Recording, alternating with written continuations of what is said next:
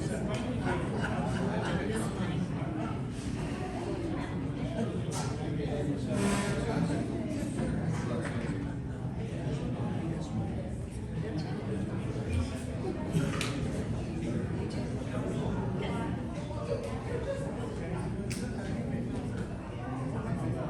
afternoon, everyone, and welcome. My name is Ken Coleman, and I am the chair of the Hardin County Republican Party. Please rise if able as Walt Minehausen opens today's event with a prayer, followed by the Pledge of Allegiance and the national anthem. Please remove all non-religious headgear. Dear Father God, we pray today for our nation as well as the approach of the 250th anniversary of our country. Thank you for the many patriots who have preceded us and for their sacrifices, and for our soldiers, sailors, Marines, Coast Guard, police, and firemen who protect us throughout history and today. We especially pray for the families of those who have recently lost loved ones, such as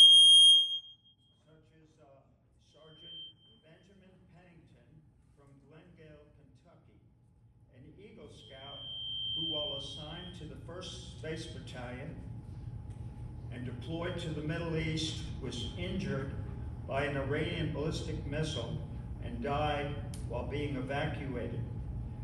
May we have a moment of silence for him and his family.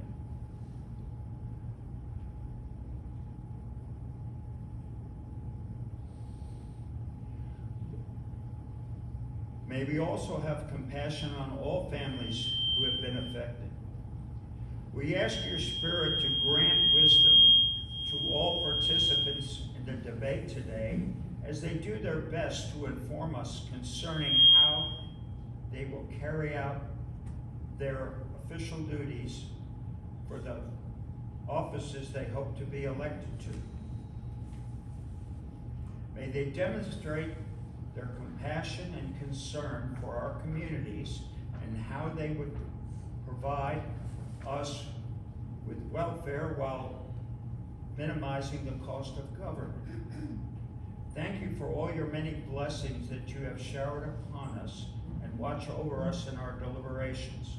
We thank you for our Lord and Savior Jesus Christ. Thank you. Amen.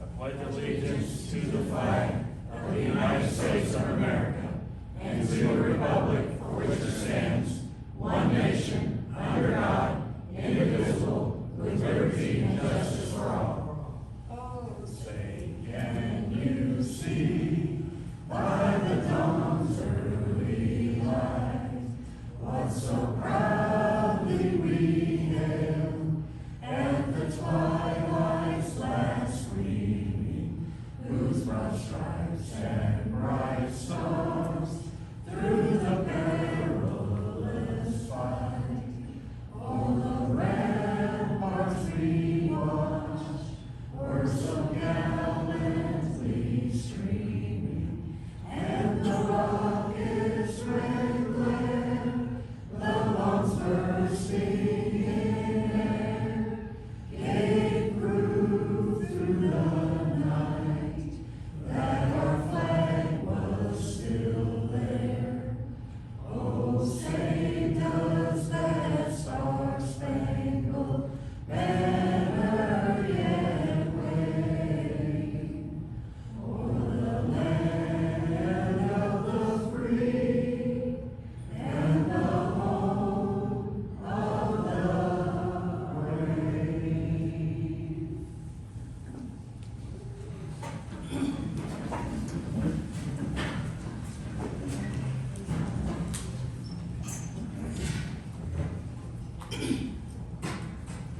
It is encouraging to see a room filled with citizens who care about their community and are willing to participate in something that lies at the very heart of our republic, informed citizens engaging with those who seek to serve them. Today's forum provides voters with the opportunity to hear directly from the candidates running for mayor and city council of Radcliff and Vine Grove. While local races may not always make national headlines, the reality is that local government impacts our daily lives more than almost anything else.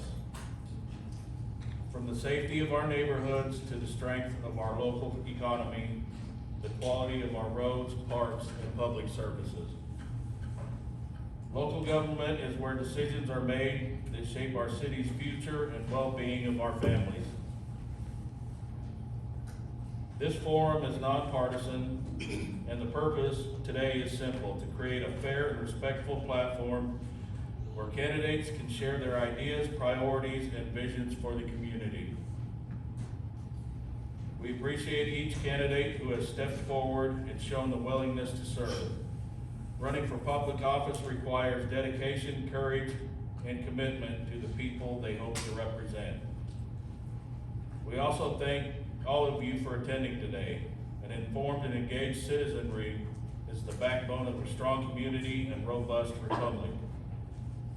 Today's gathering exemplifies this: neighbors coming together to listen, learn, and participate in the process that keeps self-government alive. During the Q&A portion of each race, please state your name and keep your comments concise, respectful, and focused on the issues that affect our community. Frame your remarks as a question rather than a statement so that the candidates have an opportunity to respond. Questions can be directed to specific candidates or to all candidates. Our goal this afternoon is to help voters better understand each candidate's ideas, priorities, and visions for our community. Please keep it in mind that all candidates except for Vine Grove City Council will be on the May 19th ballot. We will start the candidates running for mayor of Radcliff, followed by those running for Radcliff City Council. Then we will hear from the Vine Grove mayoral candidates, followed by those running for Vine Grove City Council. Each candidate will have up to 5 minutes to speak with a 30-second warning before time expires. Once your time is finished, please take a seat for the next candidate. After all candidates in each race have spoken, we will open the floor for questions from the audience, followed by a 1-minute closing statement from each candidate with a 30-second warning before that time expires. Let's begin. Bobby Coleman, will you please call the mayoral candidates? Good afternoon. We have 4 candidates running for Radcliff Mayor who have reserved an RSVP. Would Toshi Merle, Michelle Mitchell, Terry Owens, and Douglas Goodman come on up? Again, each of you will speak for up to 5 minutes with a 30-second warning before time expires. Afterwards, we will take a few questions from the audience, and then each will have a 1-minute closing closing with a 30-second warning. First up is Toshi Merle. Good morning. Lower your mic, Toshi. I'm Toshi Merle, candidate for Radcliff Mayor. I'm currently serving my 6th year on the City Council. This term as the Mayor Pro Tem. For decades, I have proudly served as an advocate for Radcliff and a respected community leader. My record of performance, past and present, as well as my years of personal investment in our city with 2 Radcliff-based businesses, Network Real Estate Services and Best Friends Pet Resort, our church, Grace Fellowship, and the founder of 3 nonprofits, Project Hope, helping other people excel, Forever Homes for Paws, and Hardin County Community Cats Animal Rescues. All reflect my passion for people and pets, my years of experience, my involvement, and readiness to serve as your mayor. I am deeply invested in Radcliff's past, present, and future, and I will continue to serve every citizen by listening and working together to find meaningful solutions that will improve our city. I plan to organize advisory groups composed of volunteer citizens and business leaders that will focus on short and long-term goals such as beautification, expanding our parks, and securing grants for city projects. I believe by including others, we can begin to change the mindsets that are inside and outside our city from any negative perception to one of positivity and civic pride. This will also strengthen community relationships, provide a healthier, more appealing environment, improve our overall quality of life, and our economic viability. I believe education and involvement are key for you to know how our city government works. This will also give you a better understanding of why decisions are made. I plan to host regular town hall meetings to make sure that every resident has the opportunity to be informed, heard, and involved. My commitment to you is transparency, engagement, and accountability. I will continue to work closely with our staff, department leaders, our fire and police chiefs, and our code enforcement officer to ensure we are providing the highest level of safety, service, and efficiency. One of my key initiatives and longtime vision has been and still is to brand Radcliff. We are a melting pot, which not only celebrates our diverse cultures, but unites us in building a stronger community. I was instrumental in organizing the first Radcliff Cultural Festival in 2019, and I plan to continue to grow the festival as part of my branding initiative. Why am I running for mayor? I am the most experienced, overseeing my own businesses and 3 nonprofits. I am engaged in organizing several community events, nonprofit, as well as connecting people to pull together to provide resources for their fundraising and their efforts. I am the only mayoral candidate who has researched, proposed, and passed 4 ordinances. I speak up at council meetings and make decisions that are tough and not always popular, but I also explain why I made the decision so you will understand the reasoning behind it. I ask questions that I believe you would want answers to. I am present, I am focused, and I am prepared in our meetings. I share information that pertains to our city and community events that benefit you. That's not about me. It's not about me. It's about you. I am the most qualified with over 30 years of Radcliff city and community involvement. I am confident that with my knowledge, experience, and the working relationship I have with our Mayor JJ, Ashley, the department leaders, civic and business leaders, that I can step into the mayor's role today. I do have a different leadership style. I like to get things done in a timely and professional manner. I believe in accountability to our citizens with our spending and our services. I believe in education. We have 3 different budgets. The Vine Grove budget is $8 million. The E-Town budget is $122 million. Radcliff budget is about $17 million. These are the things that I'd like to educate the public on as to why Radcliff is the way they are, what we do, and E-Town can do what E-Town does, and Vine Grove can do what Vine Grove does. I am passionate. I have proven results, and I am prepared to be your next mayor. I ask for your vote May 19th. Thank you. Thank you, Toshi. Next at the mic is Radcliff mayoral candidate Michelle Mitchell.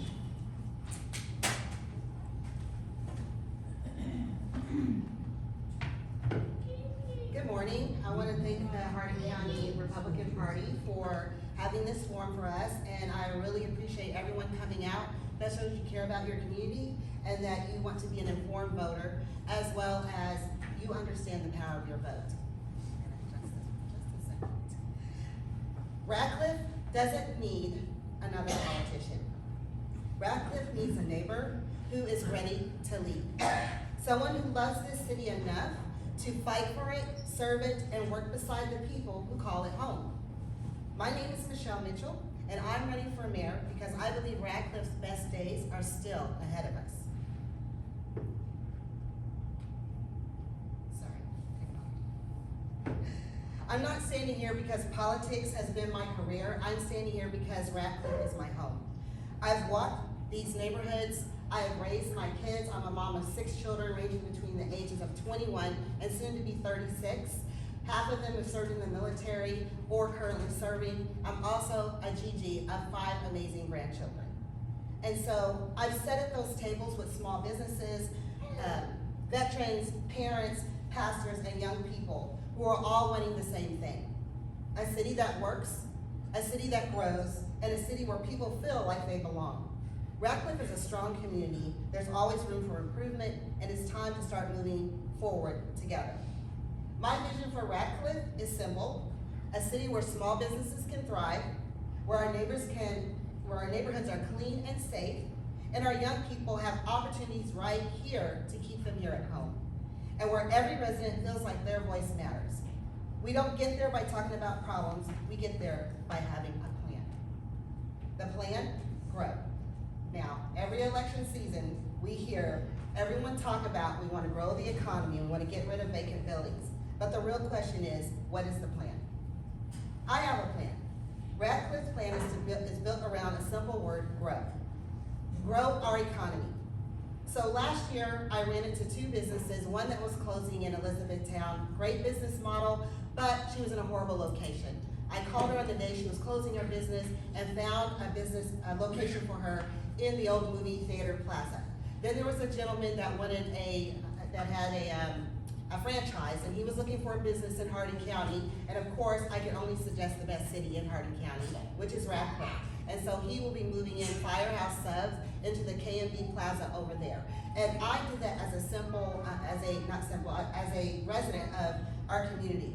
So my plan to grow is to hire an economic development director and a grant writer, someone that can aggressively go after these businesses and bring them to our community, while supporting small businesses who are already here. That means removing unnecessary barriers, revitalizing empty buildings, and promoting Radcliffe's strengths, including our connection with Fort Knox. And we're not guessing how to do this. We're working with a sister city who's already successfully implemented these strategies, so we can bring proven ideas right back here to Radcliff. We want to restore pride in our city. That means beautification, maintaining our roads and infrastructure, and holding property owners accountable for neglected buildings. When people are driving through Radcliff, they should see a city that cares about itself. I want every person in this city, whether they've been here for 50 years or for 50 days, to feel seen, heard, and valued. That means community events, family activities, and partnerships that bring people together while supporting our local businesses. Oh, opportunities for families and youth. We celebrate things like the Boys and Girls Club, but we also know that one program alone is not going to be enough. We must support after-school programs, mentorship opportunities, and activities that help our young people grow into stronger leaders. That means creating work readiness programs and offering opportunities for them to grow. Work together, finally for the W. Radcliff moves forward when our residents, business, churches, and community organizations work together. As mayor, I will hold regular town hall meetings so people know that they are heard and involved in this city. This isn't just about talk, but vision without preparation doesn't move our city forward. I've sat on budget meetings, I've made hard decisions, and I understand what responsible growth looks like. I prepare myself by completing extensive municipal training in budgeting, ordinances, finance, ethics, emergency management, and transparency laws. And so when I say I'm ready, I'm truly ready on day one. For years, I've worked in this community, bringing people together, supporting local businesses, advocating for our youth, and connecting with hundreds of military families from Fort Knox who want to be a part of this community. I believe leadership is not about titles, it's about service. I thank you, and I would love to have your vote. Thank you, Michelle. Next up for Radcliff Mayoral is Terry Owens. I won't take the mic. Good morning. I'm glad that you are here. My name is Lieutenant Colonel retired Terry Owens. I am glad you're here authentically because you could have been somewhere else. Recently on the news, as you saw about the operations that's going on, we've lost soldiers. I lost a dear friend, Lieutenant Colonel Shaw, who was a professor of military science at Old Dominion University, right across the pond from where I was at Hampton University in the Army ROTC program. And so I understand about preparation, plan, strategy. You're gonna hear that from all of us. But when it comes down to it, it's only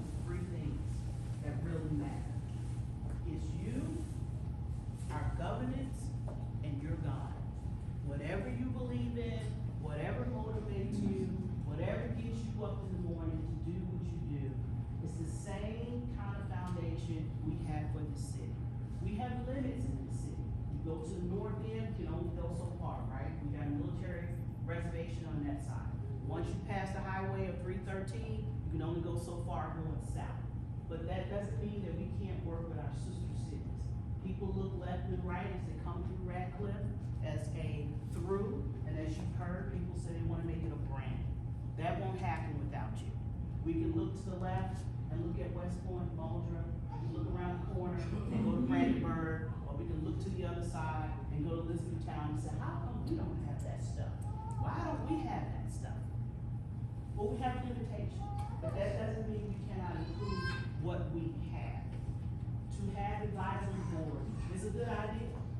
We should involve our citizens, clergy, our ministers, because that's the voice. We cannot make decisions in a vacuum. And probably over the years, we probably had a little bit of that. People look out for their own, look out for their own neighborhoods, and sometimes they may not keep up. And it doesn't mean that they're doing it purposely, it just becomes the most comfortable thing to do. And when you ask for things, as our magistrates say, when you ask for things, you gotta understand, where's that money coming from? So I'm gonna ask Chris, if someone asks for things, what are some of the ways that we can do it?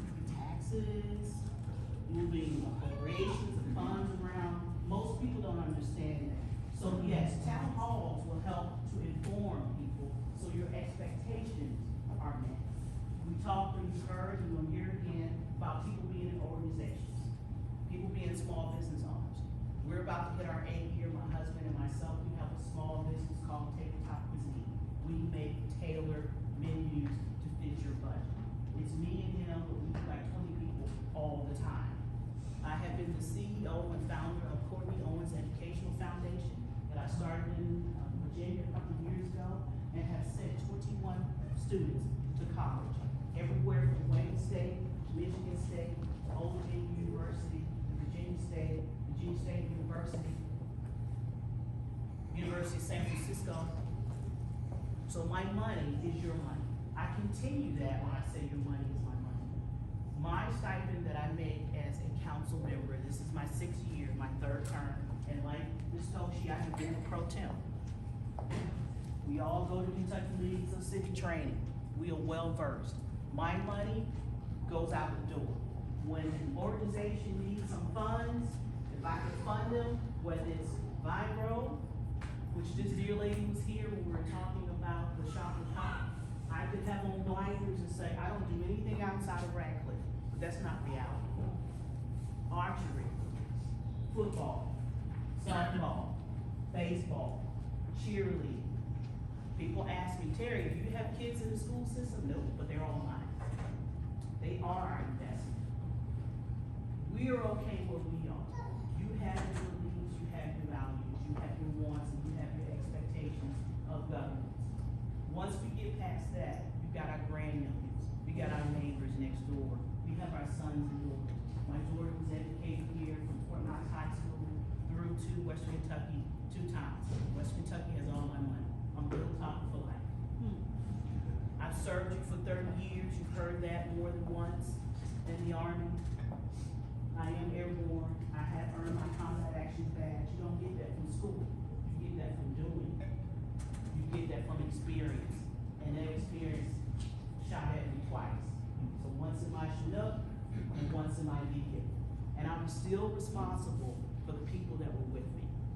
When I was in Bosnia, ended up in the minefield, I couldn't think of me, I had to think of that entire convoy. Think of me, number 2, on the ballot, Lieutenant Colonel Terry Owens, your new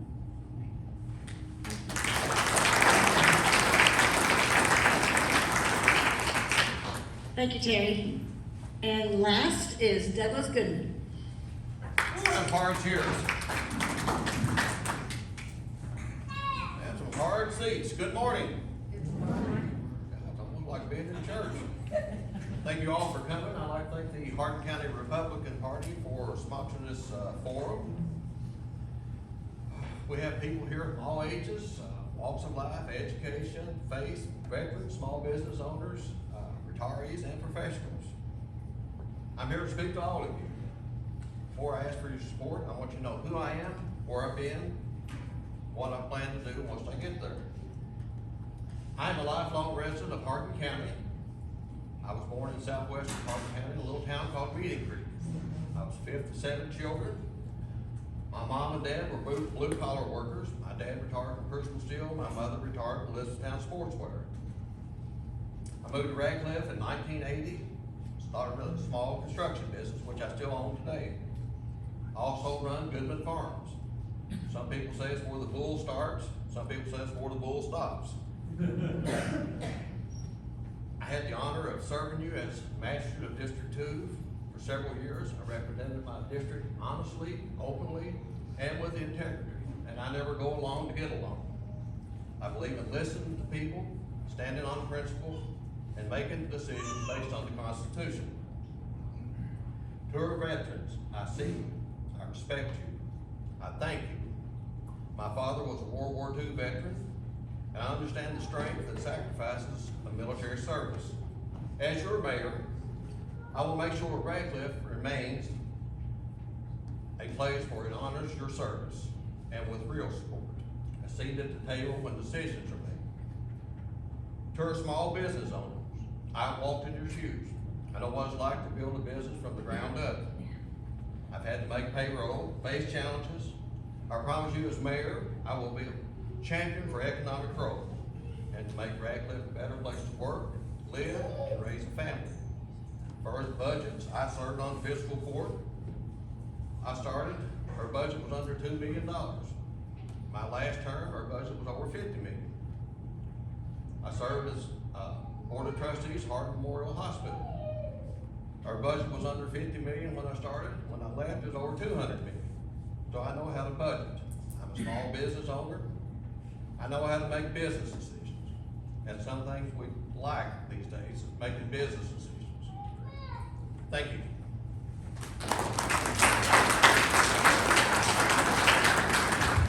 Thank you, Doug. All right, let's open up the floor to a few questions. Please raise your hand if you have a question for any or all of the mayoral candidates.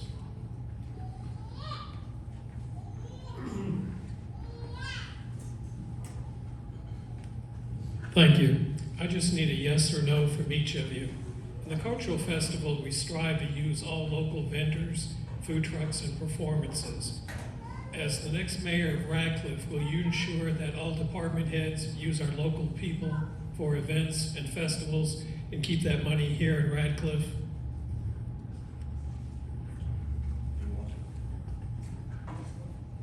You just said answer. Oh, Andrew. Sit here and answer, yes? Yes. Definitely, yes. Yes and no. If you got the quality food, yes, I'd be for it. If you don't, then I'm for farming it out. We want a good event. I have 83 food trucks, all local. You have to have the best food. Yes. And that money stays here in Hardin County. We don't use people from Jefferson, Meade, Breckenridge, Monroe, or Barron County.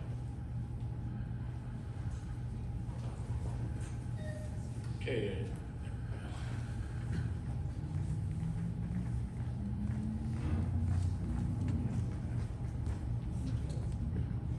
Good morning, my name is Ashley Schmidt. I'm an intern with the Cabinet for Kentucky Health and Family Services. As many of you know, Radcliff and Hardin County have seen an uptick in opioid overdose. And my question to each of you is, do you support the development of a quick response team that can respond to individuals who survive fatal or near fatal overdose within 24 to 72 hours?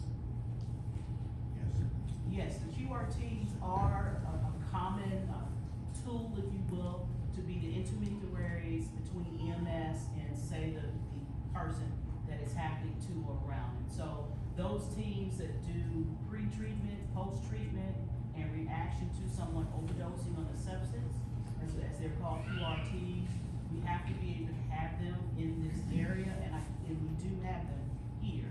And if you're not familiar with it, if you think about a small team, say it was us, and someone overdosed or who had repeatedly almost got to that end, before EMS gets there or before they can get them to a facility, if they're at that point, there's a small group, small team that can come in, a 1 or 2 team actually, that can come in and respond to that too. I mean, we're talking 18 million for our city. I wholeheartedly support that. I am with COPE and I provide resource fairs twice a year that help educate the community and also bring people in to learn how to go in and interject for cases like that. And so I'm in much support for that. Our numbers continue to spike very high. And so I'm a person that's more proactive than reactive. So anything that we can do to set in place to help offset that, I'm all for it. And yes, I also am in support of that. I think probably everyone in this room, including myself, are touched with a family member or a loved one with a drug or alcohol addiction. And it's a tragedy, and it is increasing in our communities, and I'm all for any type of resource or efforts that will help combat that. Anybody else have a question?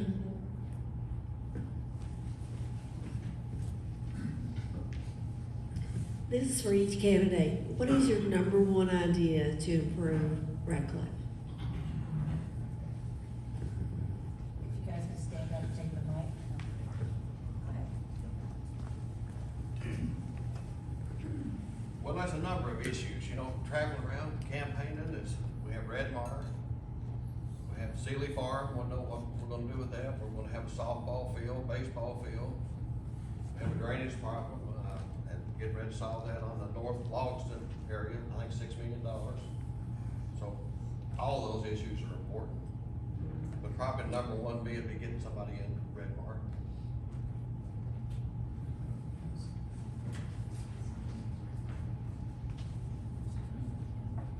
We all know the issues. It is Redmar, it is the things that Doug just discussed. But for me personally, seeing and being a member of this community as a citizen and as a business owner, it's education.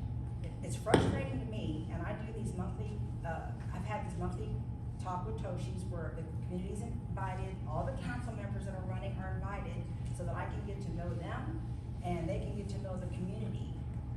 We lack education to our citizens. That's why there's so much negativity, and that's why there's so much misinformation, because they don't get involved and they're not educated. And I don't mean educated as just they're ignorant of things, but about the budgets. You cannot compare us to other cities. We cannot be an E-town with the $113 million difference in our budgets. But some of the citizens really don't know that. So when they ask questions like, why can't we have this on Myers? Why can't we do this? Why can't we have more things for the children? Why can't we do all these things? We can, but it's your dollars. So how do you want to spend your dollars to balance out the budget to provide everything that everyone wants? There's wants, there's needs, and there's reality. So I think education is really important, and that's why I'm gonna have the advisory groups. I believe if the citizens are involved from the business aspect, from the community aspect, then you're gonna go out and educate also the public and say, this is why we do what we do, and this is why we can't do what we do. So I think advisory groups and education are really key. Thank you.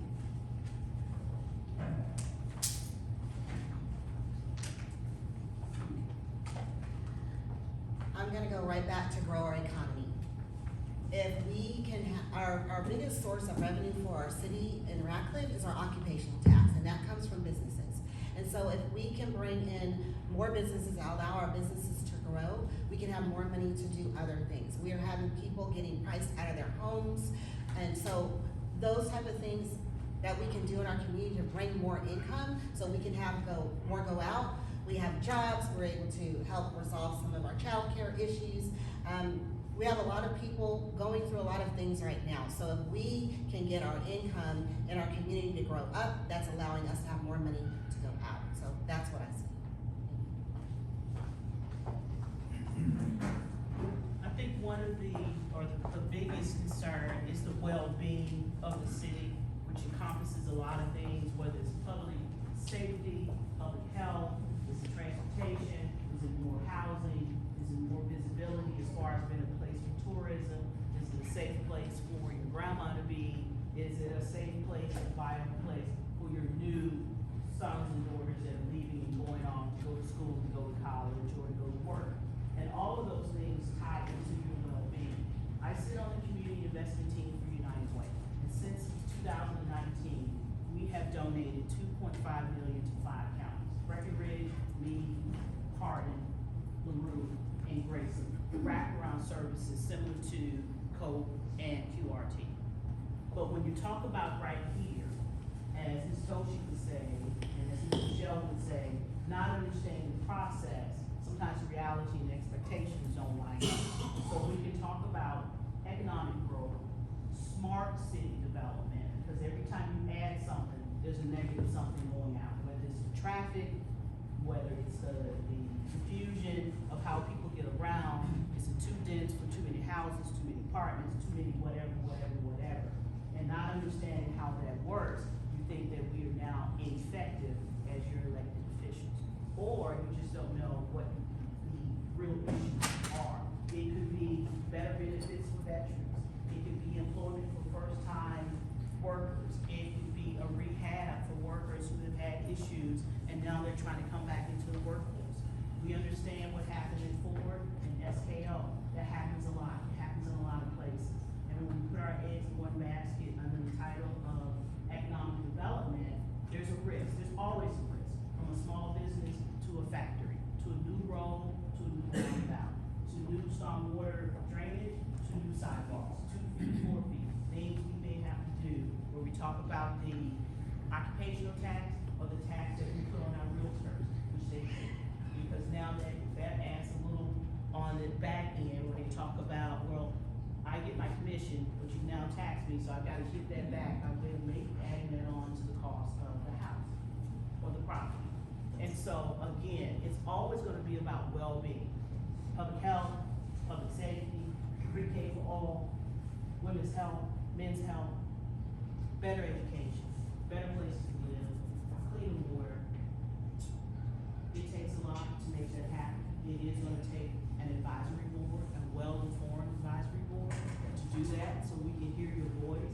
If not, we'll be back here another couple of years going, this is what I can do for you, and you're gonna shake your head and go, yep, I've heard it before, and all I've seen is a new donut shop. And that is not economic development. Once you get economic development that encompasses some of the foundations of those things, the next thing is sustainment. We all know about the shiny thing. You get the new business, everybody's around, it's the new chicken dinner, it's a new building, it's a whatever, and then 6 months later, people revert back to what was comfortable to them. We get new businesses, we have old businesses that may not be able to keep their storefronts together. We have new rules for transition homes, correct? And so when no one wants a transition home for recovery in their neighborhood, everybody wants a shelter, but nobody wants it in their neighborhood. So how do you get that? What's the difference between a private organization and a public organization? Who's gonna be the main sponsor? Who's gonna do that capital strategic plan to keep the money flowing? Or are we gonna tax you in order to get it? Are we gonna make places more accessible? As we talk about Summer Springs. It takes a lot to make those things happen. And if you're not informed, and you're not engaged, you're gonna hit us every time and go, hey, I'm in Walmart and you have not done anything for me, and I will not vote for you anymore without knowing how those things happen. I want you involved. I do not want to lead you around like a cow. That is not respectful. That is not realistic. But you gotta have someone who understands the process at the local level, at the state level. We got a state rep candidate back there. We gotta understand all of the bills that are coming out now between the Senate and the House, a couple of them affect us directly. And it's going on every single day. It will affect our farmers. It will affect the folks who put food on our table before it gets to the store. It's going to affect your utilities. So if you're not paying attention and if you're gonna make sure that we do, that's a huge responsibility. That's about as wrinkly as my stockings right here. We need more support when we try to run this city, when we try to run this district, when we try to run this state.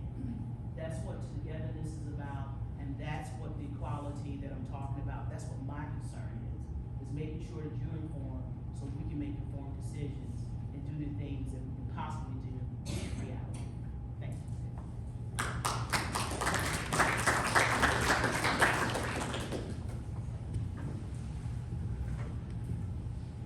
Good morning. I love each and every one of you guys out there. I just think you guys are awesome. My question to you all: Have you actually went out and identified any land that you could develop on here in Radcliff?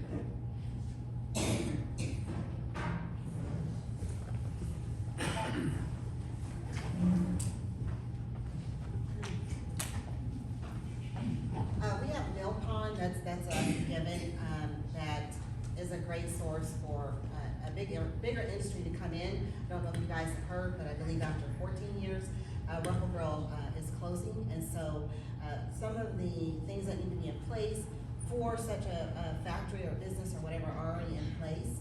We are a little limited on the land that we do have, but I feel that we can be very creative in doing that. I would also like to look at revitalizing the buildings that we already have. That would be a good investment as well.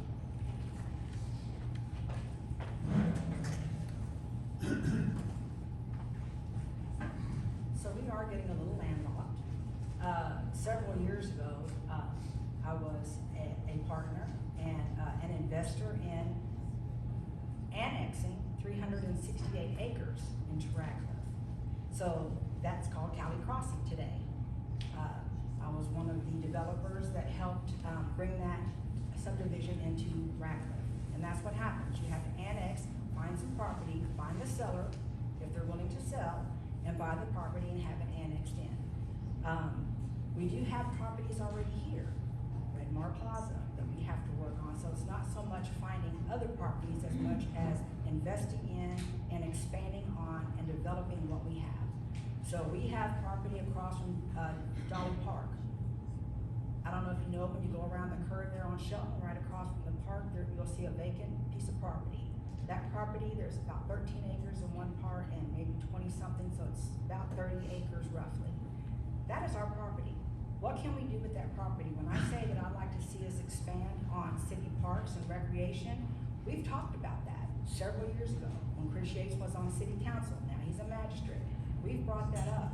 Again, it's about planning. It's about organizing a committee, a steering committee to foresee what that's gonna look like. Is it gonna be an amphitheater? Is it gonna be bleachers? Is it gonna be a soccer field? What does that look like? So that's there. That's already our property. Mill Pond, we already are working with an organization that's going to put in Mid-Kentucky Kennel Club. That's gonna bring another resource to our families for children, for, well, it's for dog training, agility training, it's for 4-H. So you can have 4-H, different types of things there for, it's another opportunity for our children. That is in the works already in Mill Pond. Mill Pond's been around for many, many years, and we've had a hard time trying to bring industry. Maybe at some point, industry isn't the answer. Maybe at some point, it's rezoned into something else. What is that gonna look like? How long are we gonna sit on it as industry? I'm also a partner in 22 acres next to Boundary Oaks. Is that for me? Okay, so that land is available, 22 acres.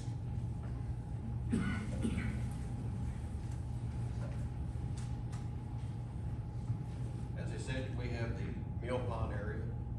But I think Radcliff, what we need to look is what kind of industry do we want? You know, with a development friend of mine in Jefferson County, about 2 weeks ago, we were in Brooks. Anybody know where Brooks is? Just up the street from us. Healthcare. They're expanding their hospital, have a lot of medical offices. Me and him rode around. I said, what about Shepherdsville? I said, they don't have a hospital, kind of like Radcliff. I said, what are they doing? They said they have a population. He said, we need to look at Radcliff, Mayoral, Meade County. What kind of medical services are you providing? all of us have satellite offices. Most doctors have satellite offices. Maybe we need to grow our healthcare. It's a clean industry, low cost. And that's something that Radcliff can handle, because Radcliff is kind of unique. You know, I know we have a $12 million surplus, which I'm grateful for the mayor. That's pretty remarkable, and the city council. I'll give you all credit too. When you look at Radcliff, they don't have an electric company, don't have a water company, don't have a sewer company, don't have an alcohol tax, don't have a restaurant tax. You know, a restaurant tax and alcohol tax would probably be somewhere between $400,000 and $800,000 per year, which Elizabethtown has it. So we're handicapped. So with that $12 million, we've got to be cautious on how we invest it. If we invest $500,000, we need to get that money paid back. I know right now that's probably drawing $400,000, $500,000 a year interest, which is good. But I also read the News Enterprise the other day, we're getting cutbacks on our road money. So do we cut roads or do we supplement? And I've also read Fine Grove, the bridge. You know, we have unexpected things too in Radcliff. We're looking, probably on the north end of town, building a new fire department. We have some money budgeted, but is that enough?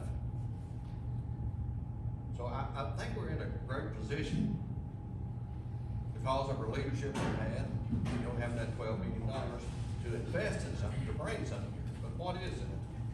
Is it healthcare? Is some kind of industry that goes with automotive? Healthcare is pretty safe. We don't have a lot of healthcare in Radcliff, but we have the population that we should have. He said he would be willing to come down if we had some investors that would put some office buildings up. And that don't cost us anything. If we want to waive the occupational tax for 5 years, 10 years, it's a win for both of us. You'll have, I'm sorry.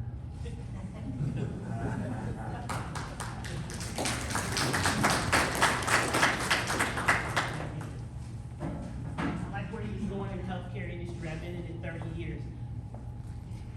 But because we have our limits, and limits doesn't mean it's bad. It's just that we have to figure out how we make the best of what we have. And so, right now, the things that we've had appropriated, we talked about getting a new fire station at the north end for response. I'm on your Red Cross disaster assistance team, 22 counties, right? So from Western Kentucky back up to Louisville. And so my first responders go out, my phone was actually buzzing a few minutes ago. We get called in the middle, we will do casework with people who can't go back in their home, or we are supplementing food, snacks, water, whatever, for the teams that are out there. It could be a drowning, it could be a certain procedure, it could be a fire structure, no matter where it is. And so when I'm out and doing what I'm doing, either for the Red Cross or as a state commissioner for all things women out of the office of the governor, which means I cover the state, all 20 counties when we're out, I get to see how other people live. I get to see how other cities are laid out and what their problems are. Is it water drainage, you know, when we have storms? Is it, you know, tree-lined streets that are now gotten to wires and you've got uprooted sidewalks? And so when you talk about what can we do with the money that we have, whatever we do with the money we have, whoever is doing it, it has to be very smart, and I know that may sound corny, it has to be very smart when you make that decision. And it may not be the best decision for you. It may be unpopular because you may not understand how long it's gonna take to develop that. So if we're paying for healthcare, if we're doing something in Mill Pond, which is off of 313, what are we gonna do with Red Barn? Because we spent your money. We spent over $2 million of your money. So now we've gotta get that revenue generating something back. And that decision has to be strategic. You can't just throw it in the air and say, let's put everything out there. Dog park and everything else, because you gotta sustain it. And not everybody wants it. Thank you.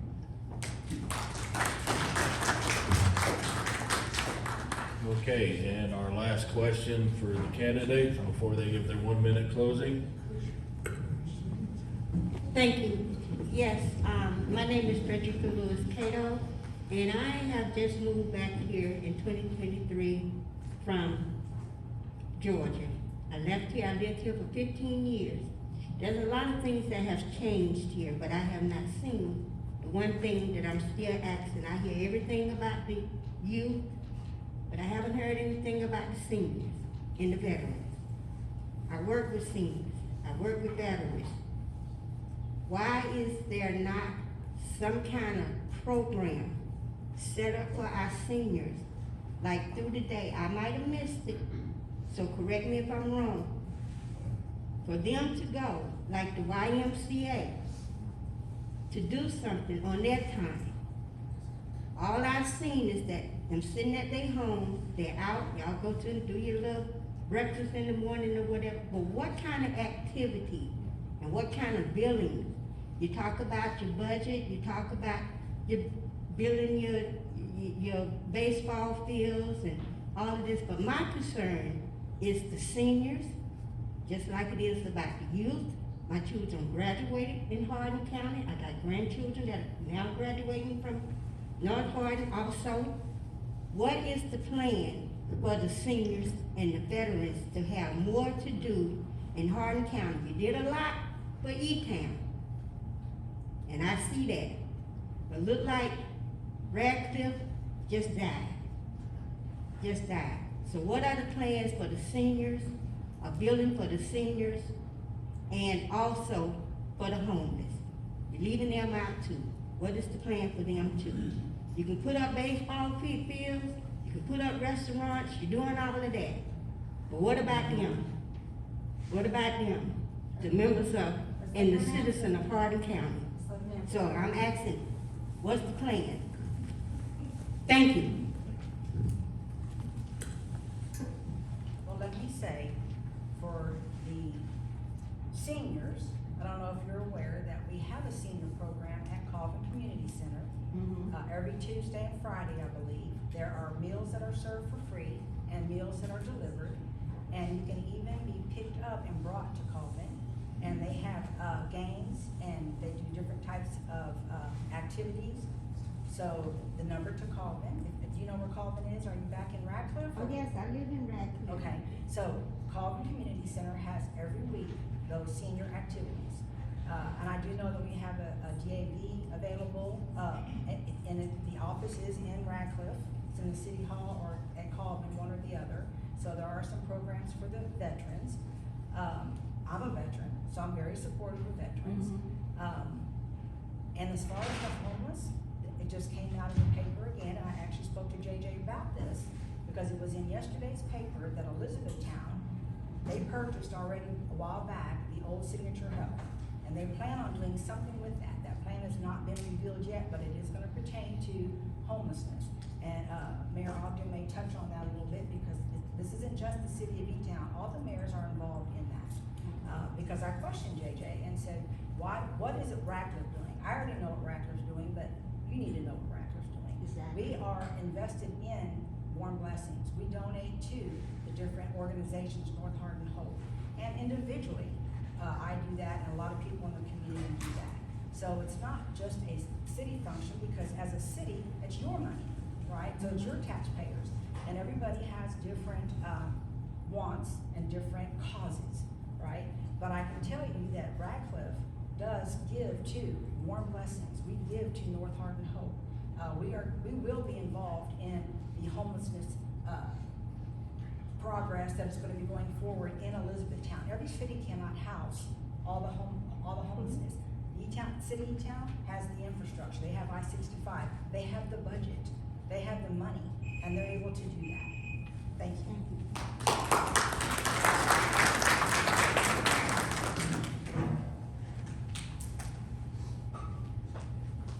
As Toshi just mentioned, we do have some activities for our seniors, but I feel that you also touched on something else, the transparency and educating people in our community of what services we have.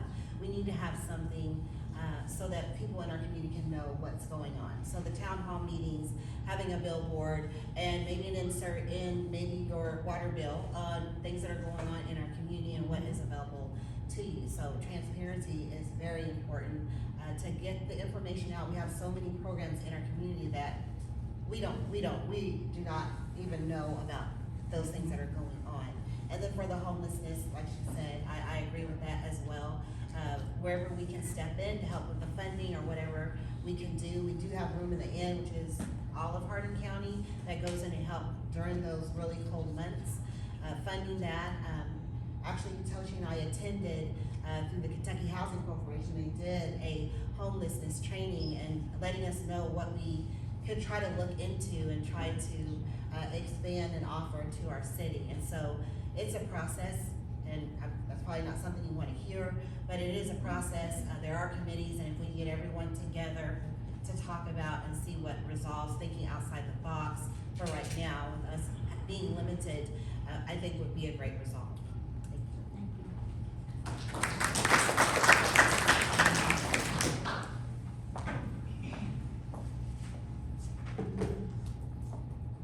That's a touchy subject in a sense, as we talked about transparency and accountability. At home where my grandparents are, they actually have a senior center that takes them up, about, and out. They do day excursions. They go no further than North Carolina, they're in Virginia. But that's a whole different commonwealth than a metropolitan city. When you look at here, we have to have that concept of it being regional, which is similar to what Room in the Inn does, which I'm a volunteer at Room in the Inn, but that's temporary. That's from 1 December to the end of February. And then during the summer, they have the days where people can come in, wash, restore themselves, but nowhere to stay. Warm Blessings was also, Community Kitchen, was also working on obtaining their building so they can go back to having residency opportunities. That hasn't happened yet. At Colton Community Center, we have the senior nutritional program, the SNAP program that's twice a week, where the seniors can come in and get a meal, pick up a meal, or do small things, small activities, hand activities, bingo, have some social net. But it's not the same as having a pull-up program. That would be something that we're going to have to develop that's sustainable, that all the cities have to tie into. Because you look at all these wraparound services, we have the court-appointed special advocate. I'm a CASA. I have a 15-year-old to keep up with. We have Warm Blessings. We have Helping Hand Hold, Salvation Army. All of these programs to help improve the quality of life of all the citizens, no matter what their age is. But sometimes people may not know what is going on, so they assume not enough is going on. So you point at me because I'm hitting you on the head, right? Yeah. And so you assume. Yeah. So then people say, oh, we need a billboard to say what all the activities are going on. So in case I don't get it in my church at Truth, or I don't get it at my church over here, but I want to hear about it, I know this is going on. That's going to take a concerted effort. It's going to take concerted budgets, because different cities have different budgets and they've got different priorities. And so when we come together at some point in time to make sure that we're doing it, it'll sustain itself. Thank you.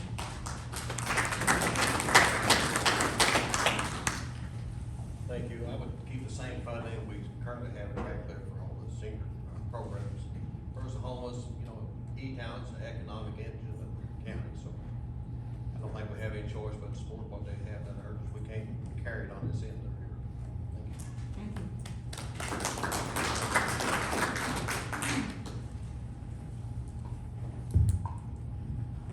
Let's close the Radcliff Mayoral portion with 1 minute closing statement from each candidate. Well, thank you all. Thank you for your attention. Thank you to the Hardin County GOP for hosting this. And let me say, when I first came up here, being first, I have notes, I came from notes, but now I'm gonna speak to you from the heart. I love Radcliff. I have lived here for 60 years. Graduated from North Hardin, have 3 generations now. I'm not gonna go in all of that because I have all of that back there, but I just wanna say that I'm running for mayor because I have been frustrated too in the past.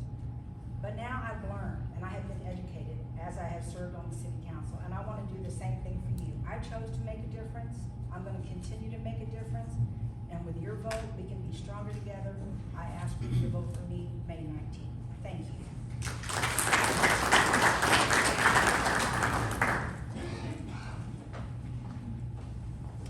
It boils down to simply one thing. Do you guys want to have the same results? Radcliff is ready for a new chapter, and I'm ready to go down that path. with all of you. If you want something different, you will vote for me. I think outside the box. I have the energy, I have the willingness to learn. I'm able to work with many people, and I'm ready to get this job done. I'm ready to move Radcliff forward. Like I said, I'm ready doing things even before being appointed mayor. It is my passion, it is my desire. I'm an empty nester, and it's time to go and get this thing done. So let's continue to move forward together and work together and see Radcliff go to that next level. By voting for me, I would love for you to check out my table back there, to sign up as a volunteer, to donate, to also share the information and be a voice for me as well. Thank you.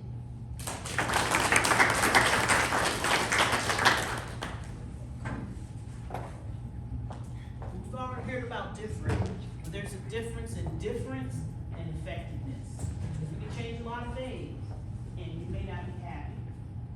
We can change a lot of things, and we may not be able to sustain it. We can change a lot of things and create more problems. Or we can change a lot of things and be extremely successful, and you'd be happy with us for a minute, because you'd find something else, I guarantee you, because it's just the human dynamics to ask for more. You're entitled to more. But we have to make sure that the change is effective, is efficient, and we can sustain it. So not only can she benefit from it, but the kids out there can benefit from it. It can't just last a year, it can't just last during our reign, and then it falls apart, and then we're back where we started in this room saying, what can you do for us? Change is okay, but change has to be effective. Hopefully I will have your vote May 19th. I am number 2 on the ballot. Thank you.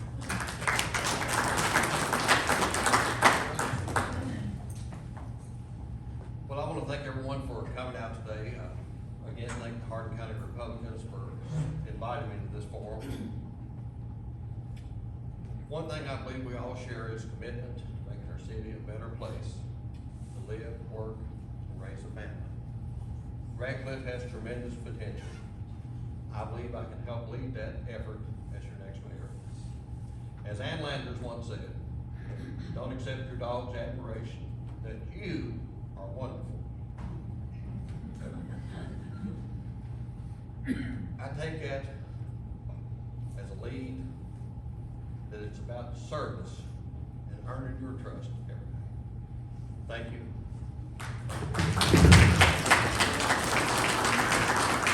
Let's give him another big round of applause.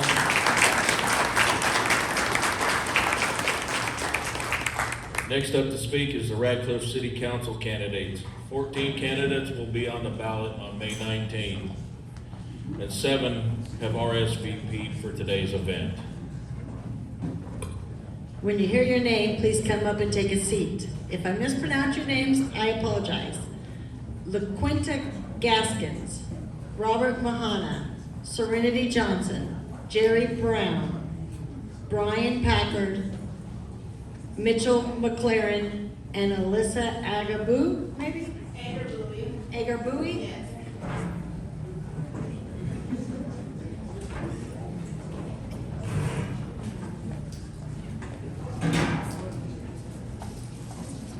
I need some coffee. Thank you so much.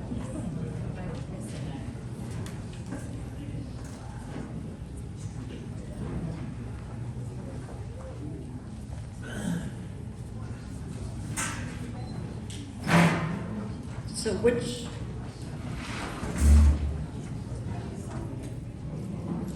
What's your name, sir? Mitchell?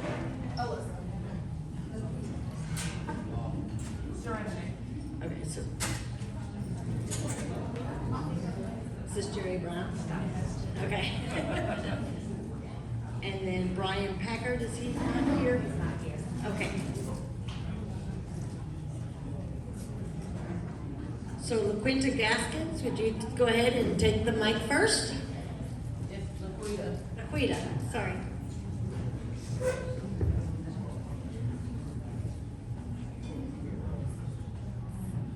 Hello, everyone.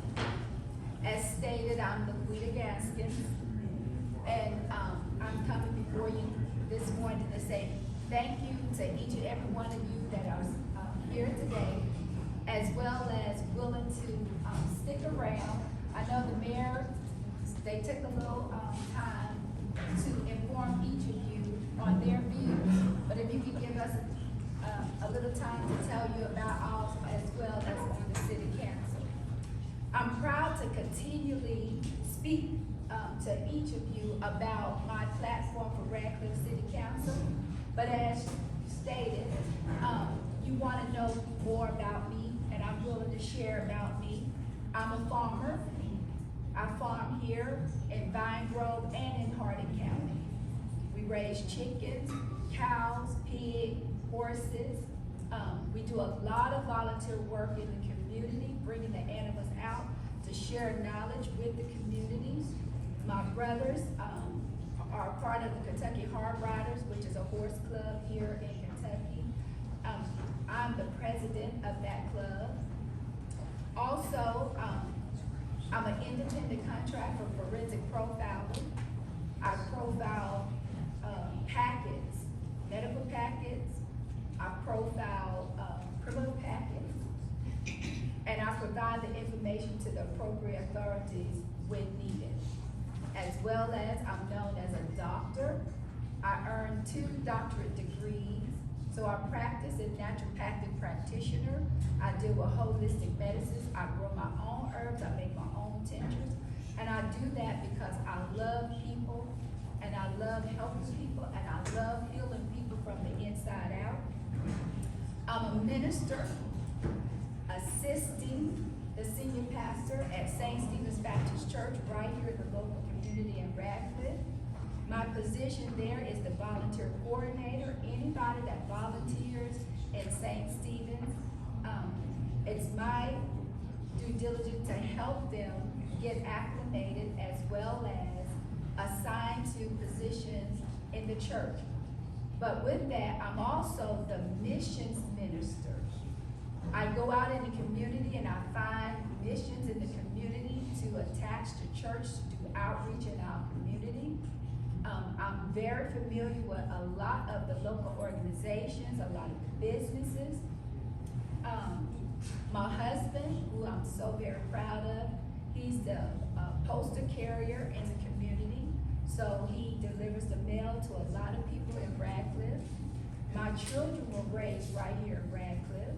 They graduated from the local high schools here in Radcliff, and they went to college, and they're back in the community, and now they're serving in construction, engineering, water conservation, and the sober living world as a counselor here in the community.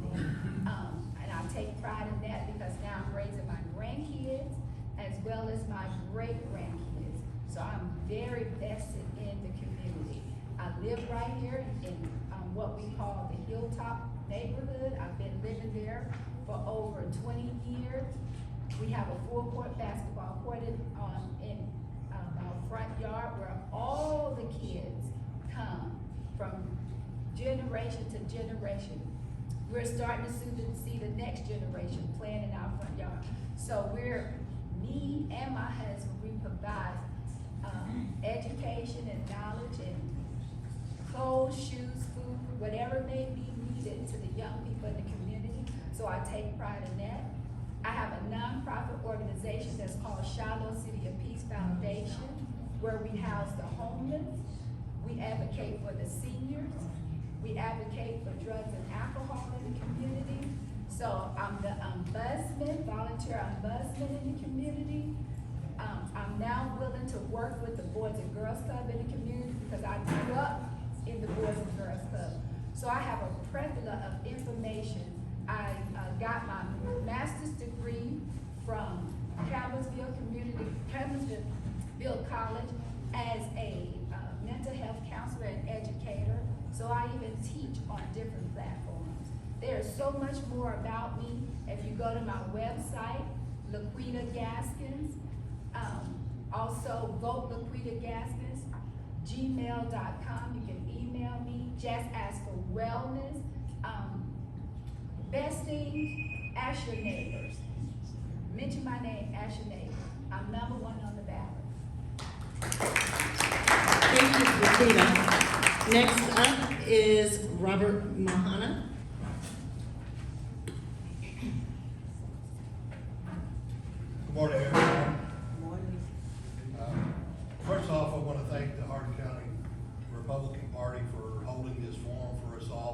gives us an opportunity to get out actually a little bit early and kind of get some of the jitters out, right?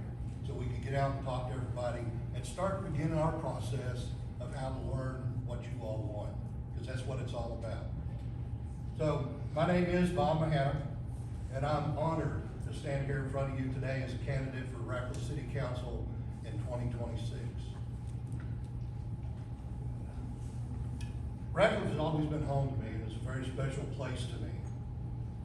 I was born and raised right in Radcliff. After I graduated at Eastern Kentucky University, I knew Radcliff was back where I wanted to make home. I passed up job opportunities in other locations and took jobs here locally that I could stay right here in Radcliff. I married my high school sweetheart, Bonnie. We dated for 9 years before we got married. Not to say that I had a problem with commitment or making a decision, but it was just timing. We have 2 beautiful daughters and talented daughters, Brittany and Brooke. Brittany with her husband Jeffrey lives right here in Radcliff. They decided to buy their first home in Radcliff. With her son, Nigel, and my grandson, who I adore to know him. Brooke works here locally with Baptist Health Hardin as an occupational therapist. My father moved here many, many years ago before Radcliff was ever incorporated. He was instrumental in developing the Radcliff Fire Department from the ground up. He spent 20 years with the Radcliff Fire Department serving the citizens of Radcliff, not only with the fire department, but with the Board of Adjustments and with the Planning and Zoning Commission. Following in his footsteps, I've devoted 40 years of my life to the Radcliff Fire Department, where I also retired in 2025 as an assistant chief. Service to the city obviously is in my blood, but it goes beyond the fire department itself. I've had the privilege of communicating or conducting to Radcliff in many different ways. As a member of the Planning and Zoning Commission, a youth softball coach, a high school softball coach at North Hardin, and a community volunteer in many different organizations. For me, Radcliff isn't just the place where I live. It is the place that shaped me to who I am. I'm running for Radcliff City Council because I truly believe Radcliff's best days are still ahead of us. We have so much potential in Radcliff, so many things to offer.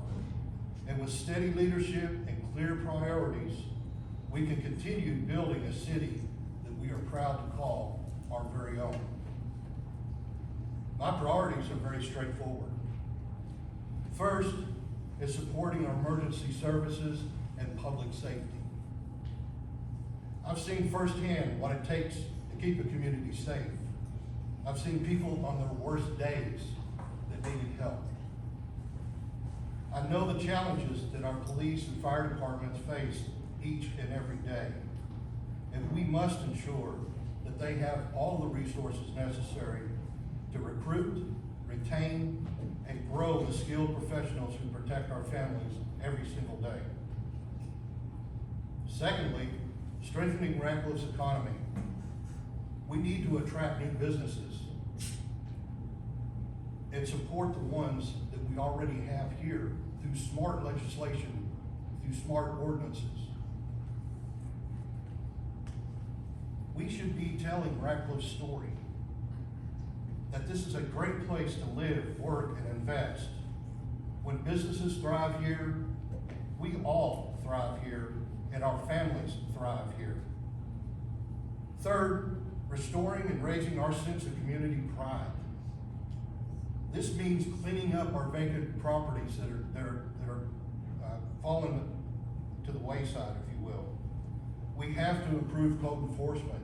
We have to remove the handcuffs from those individuals. I'm also committed to providing and creating more opportunities for our youth. I am number 10 on the ballot, and I hope and pray for your vote. Thank you. Thank you, Robert. Next up is Serenity. Hello, everybody. My name is Serenity Johnson. I am running for Radcliff City Council. I am number 5 on the ballot this year in the primary. Fingers crossed that I also have a good draw for the general election. I'll start by thanking the Hardin County GOP for hosting this forum and for inviting me. It's really good to see the last time I ran, which was 2024, we only had one forum. It was kind of a last minute thing. It's really good to see us getting involved so early and getting so many chances to hear from our candidates and getting to meet each other and seeing the vision that we have for Radcliff. And so I'll start by saying something a few of you have heard me say before, and I'll say it again because it's true. I was not born here in Kentucky, but I got here as fast as I could. And I came here like a lot of other people in Radcliff did. My dad was in the military, and he was full-time reserve at the time. He got assigned to Fort Knox, and so eventually, one by one, all his adult children followed him up here. And most of us have put down roots, and we live up here now. And I chose to make Radcliff my home. I've lived in Hardin and Meade County ever since I moved to Kentucky in 2010. And so, as your next city council member, there are 3 things that I really want to bring to the table. There are 3 things that I really think that are important for leaders, and that is being a proactive leader. We want leaders who are not just reacting to things. We want to anticipate what is coming next and be able to plan based on that. We don't want to wait until the last minute and then just run around and react to fires. We want to see what's coming, make decisions based on that, and if things change, we need to make sure that we weren't doing it all at once and that we are able to pivot and be smart about how we are doing things. I also want to be a engaged leader, engaged with the community. And when I talk to people and I mention, say, the General Assembly, a lot of people don't realize I'm talking about our state legislature. And they might know what a president is, but he's far away and there's only one. But most people know what a city council and a mayor is, and so they come to us with their issues. And I want to make sure that we're available and that I'm listening. I think being a leader is more than just listening to what people want and trying to do what they want. I think there's hard decisions to be made, but I cannot be an effective representative if I'm not hearing what people's needs are, if I'm not hearing what the things are in the community that I'm missing when I look. I'm just one person, and there are many people in our community. And third, I want to make sure that as a new member of the council that I'm learning from the people who have been here before. And eventually, Radcliff is going to outlast me. Hardin County is going to outlast all of us in this room. I want to make sure that we're setting up the next generation who comes after us with good leadership and a good city. And we want to make sure that the things that we learn, we pass on to the next generation. And so those are 3 things that I'm looking forward to bringing to the table. I've been attending city council meetings since before I even knew that I wanted to run for city council. So there's a lot of things that I know that I still have to learn, but there's a lot of things that I already know. And I am ready to hit the ground running day 1. And so again, this May, and hopefully again in this November, you'll give me your consideration and vote for me, number 5 on the ballot, Serenity Johnson. Thank you so much. Thank you, Serenity. Next up is Jerry.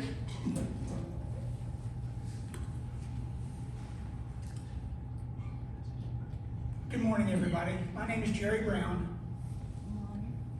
I'm a longtime resident of Hardin County, moved here in 1959. I graduated from North Hardin High School. I went to ECC, back when it was called ECC.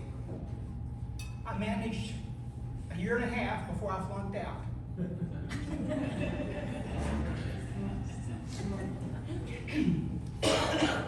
I went to Northern Ohio, worked on the railroad, and got drafted. Came back to Fort Knox for basic. AIT was at Fort Sill, Oklahoma, and then straight to Vietnam. When I got back, I was focused. I was ready to commit to education. So I went back to UK, got my degree in education. I taught at Fort Knox for 3 years, but my heart had always wanted to own a bookstore. And in 1976, that's what I did. Working with a local banker who encouraged me, I I got the money, I opened a place called the bookstore, combination Hallmark card shop and bookstore, and began that in 1976. For 40 years, it was like Christmas every day. I loved coming to work. I loved the people that I dealt with.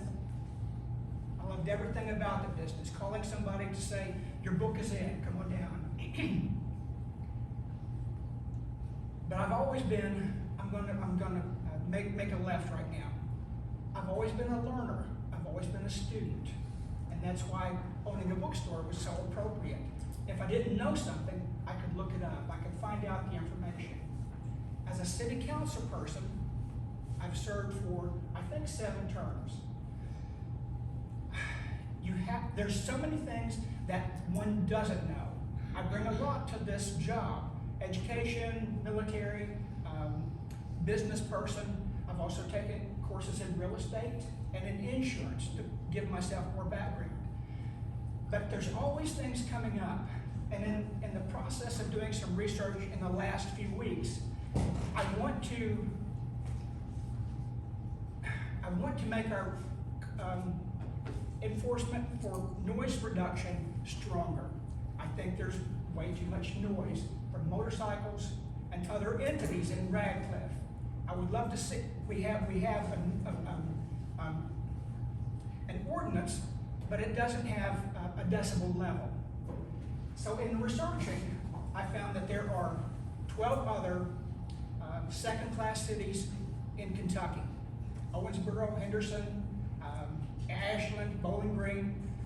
What about if we had a conference, invited those cities, and learned from them? Surely they faced many of the similar problems that Radcliff has.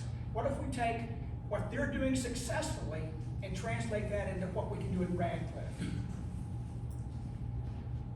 You know, I live and bleed Radcliff, and I'm always for it. But I want you to take a look at Pete Countryman's t-shirt. Pete, could you stand up a second and turn around? I'll be glad to, Jared. Thank you, Sarah. Sir, turn around so everybody can read that. Whatever you do, don't follow that. Whatever you do. He's saying there's nobody on council who's effective. I've always voted for lower taxes. I've stood up where I thought, I remember a franchise was trying to ask for more money. I said, if you're going to ask for more money, put an office in Radcliff and give us a better deal. I sent one businessman who had bid on painting the fire department. I sent him back. I said, there was only one bid. I said, let's turn this down and come back. When we got another bid, it was much lower than the first bid. I speak up for the city. I watch your money carefully. And I would appreciate your vote. I'm on the ballot somewhere, and I'm Jerry Brown. Thank you. Thank you, Jerry. Next up, we have Mitch McLean.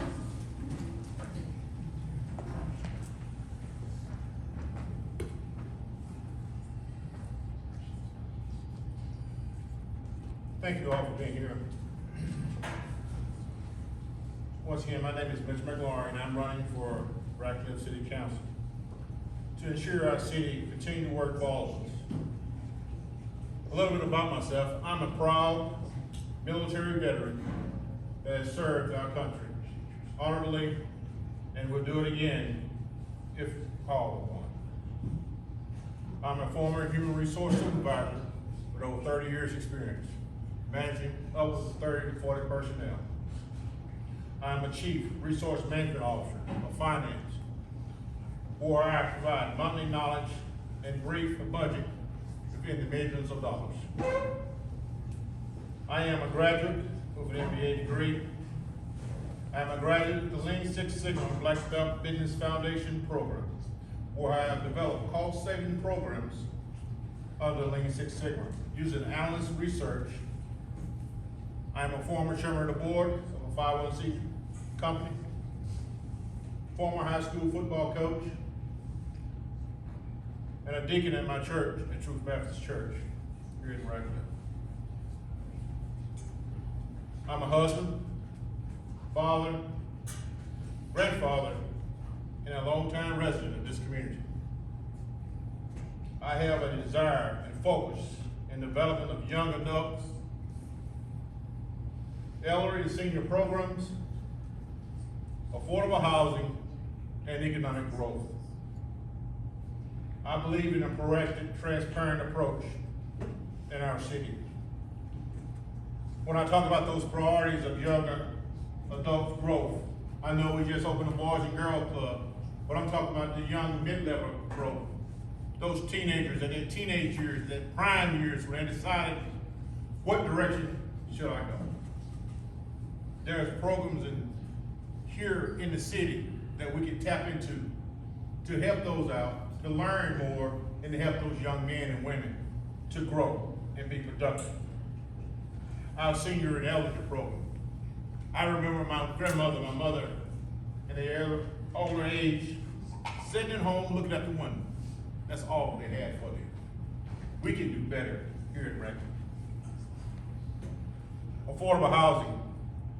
I know we can't control how much a house costs, but we can educate.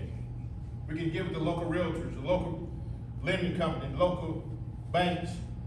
Talk to those young people at their young age. Talk to them about what they need to do in order to become homeowners. Economic growth for our city. More than just building a place to go eat. Building a place where you can get a job, where you can stay in the city of Radcliff. I'm proud that my son is still here in the city of Radcliff.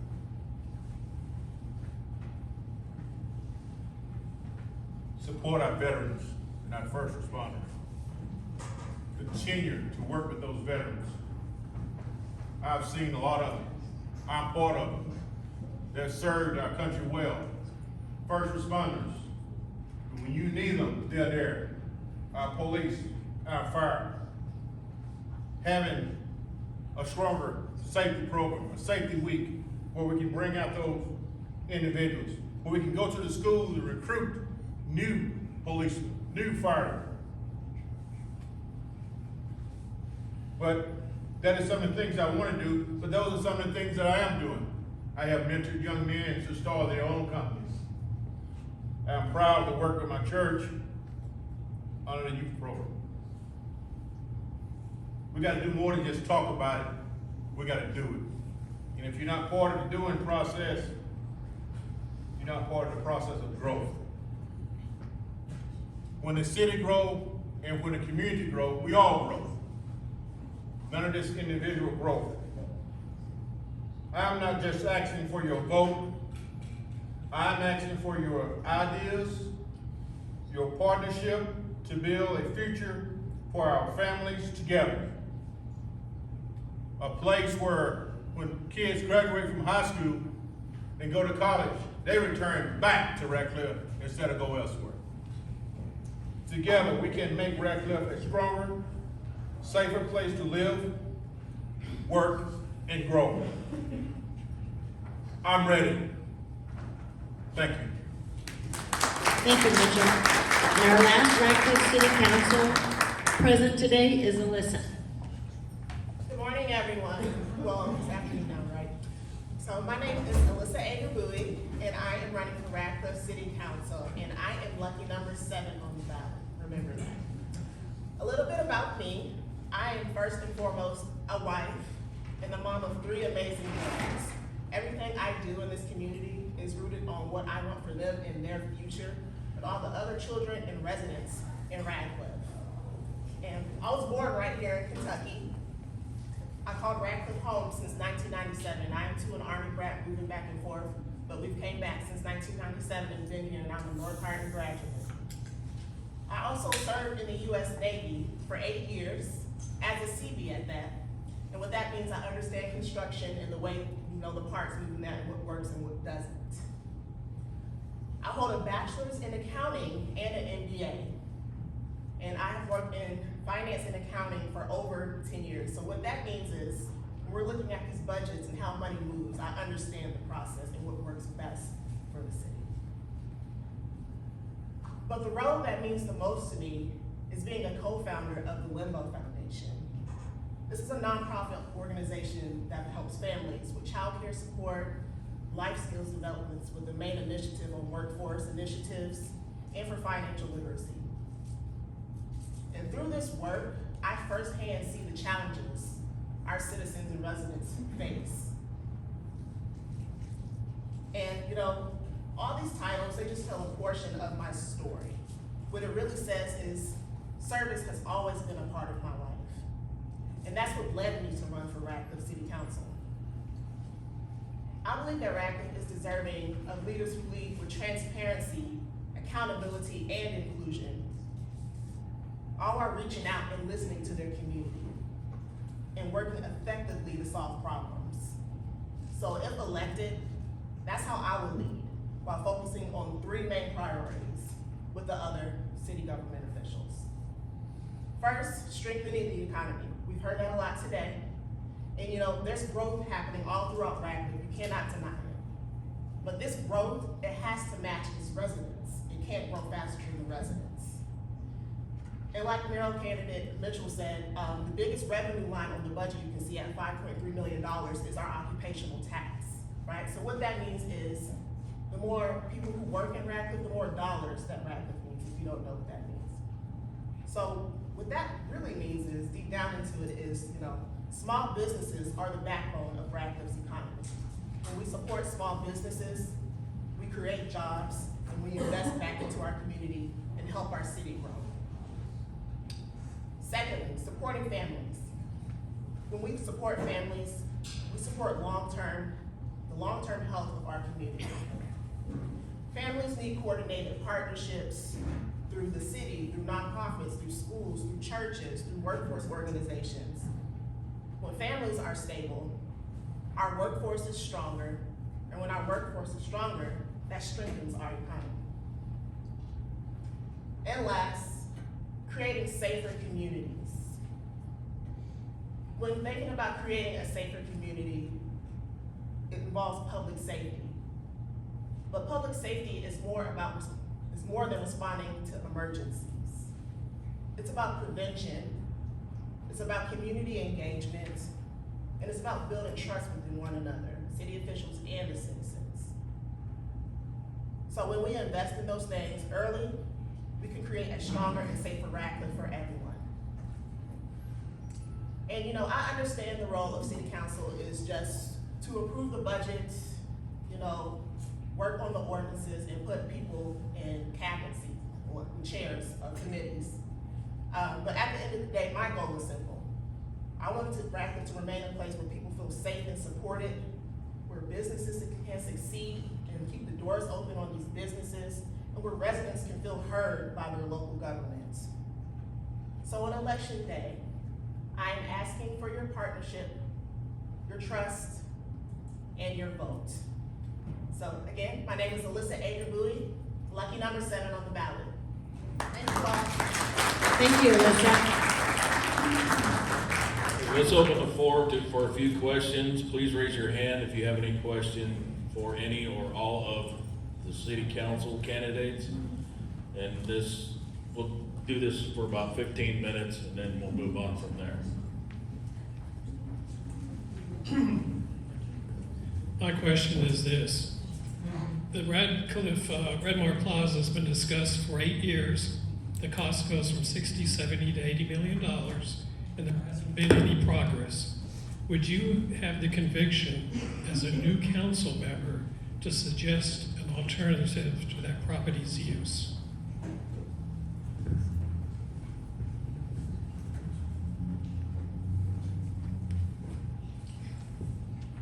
I have researched Redmar Plaza for all of about 15 years. I've met 2 of the owners of transitioning over Redmar Plaza, and there have been great ideas on what the city proposed that Redmar Plaza became. And as you stated, Redmar Plaza still have yet to develop. And so to help answer your question, I'm very interested in Redmar Plaza. I have a lot of ideas that I have presented to the mayor on Redmar Plaza. And honestly, I don't believe that they pushed Red Mar Plaza initiative enough, and I'm willing to push Red Mar Plaza, push the initiative for Red Mar Plaza, because we really need new ideas, more innovative ideas in our city.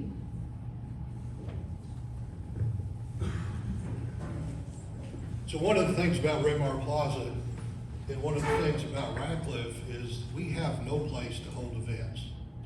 We have no place to do anything on a public stand. So Red Mar Plaza is an excellent opportunity for us to develop that area into an area that could be small businesses. We could hold Christmas festivals, we could hold summer festivals, we could have concerts, we could do all of those things in that area. It's a perfect layout. It's right on the corner of Fort Knox, right at the beginning of Radcliff. It's in an area that needs economic development, and by putting something in that location would be an excellent opportunity to just redevelop the north end of Radcliff. And I think that part of it is one thing that I will support, that I will look into to try to make that happen, so that we have a place to hold our events, to hold community events, and everybody can enjoy it.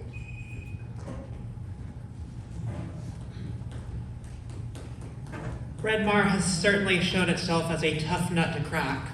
And I think one thing we do have to keep in mind that it's only going to develop at the speed of government. We're still waiting on a fire truck that the city has ordered several years ago, because these things take time, they don't happen right away. We have to keep the same mindset with Red Mar. There's also the possibility between now and November that things have changed and that something is already coming in or something has developed. And so we've got to, again, be proactive. We've got to be ready to pivot. All that said, once I'm in office, I'm going to take a look, okay, who am I on the council with? What kind of connections do we have? What kind of connections can we reach out for? And maybe it's time to make some new connections. Maybe talk to some of the people who didn't make it onto the city council this time. Talk to them about their solutions. Because it is something no one person's going to be able to solve by themselves. And so we're going to hear a lot of great ideas today, but we've got to make sure whatever solution it is that we're working together on.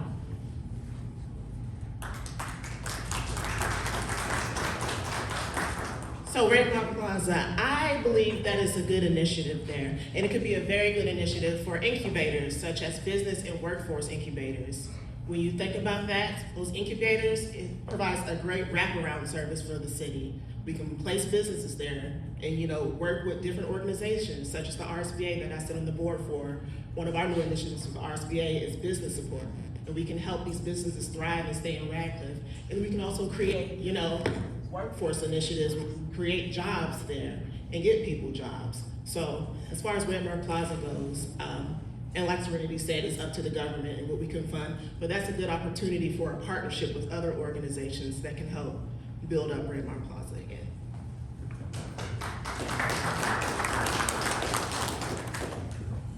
Well, sir, I think your question was, we would be willing to look at a different approach. I'm not gonna beat around the bush. That's not the type of person I am. I believe in transparency. I'm a Lean Six Sigma, background analyst. You put a mark on the wall. You look and see, what do the city need? What do the city need that can fit there? What do the city need that the city can benefit off from by placing it in that location? You say it's a prime location in Fort Knox. Well, let me tell you something.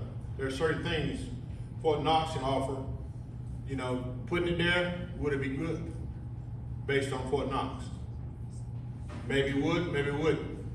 Let's look at a different approach, and we'll try to look at other businesses that possibly come there. There are some cost savings approaches where you look at it and you analyze things, and it doesn't cost any money to do that on this. So I would say yes. Transparency. If it hasn't done, we haven't moved by a certain period of time, let's move on. Thank you.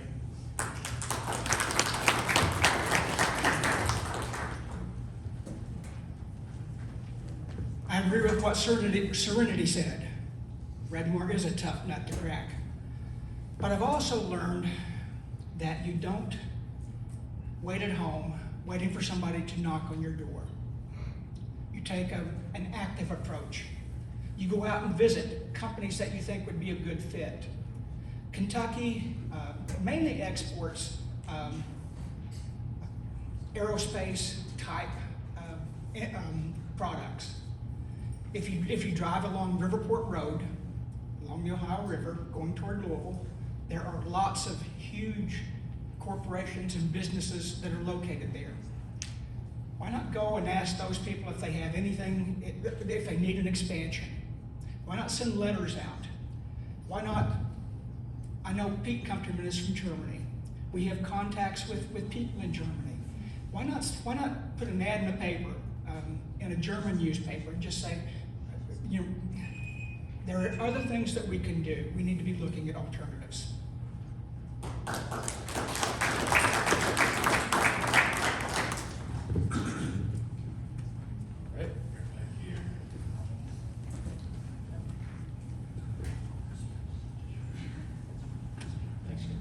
First, my name is Brian Sankey, and first of all, I want to thank each and every one of you for stepping up and volunteering to your time, your talents to improve the Radcliff in general.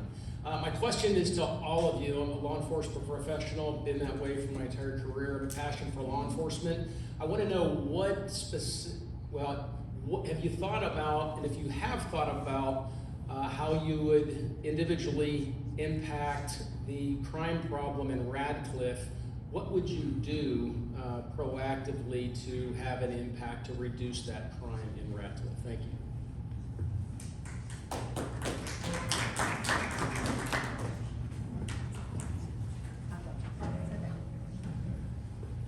So, again, I'm a solution-focused type person, giver, assistant, and a server.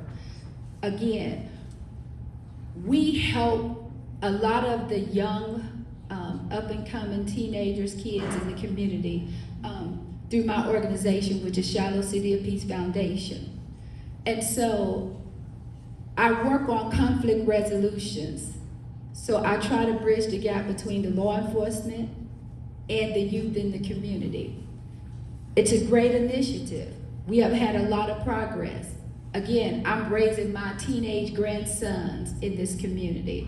They are very easily to be influenced by negativity because it seems to be more rapid than the things that we can offer that are more positive to them. So that's why I spend a lot of time on conflict resolution. I do a lot of research. I have advocated for a lot of youth. Well, that's my time. Again, talk to your neighbors.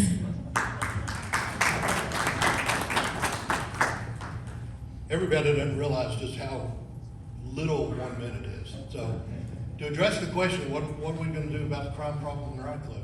We've got a great police chief in Radcliff. We've got a great police force in Radcliff.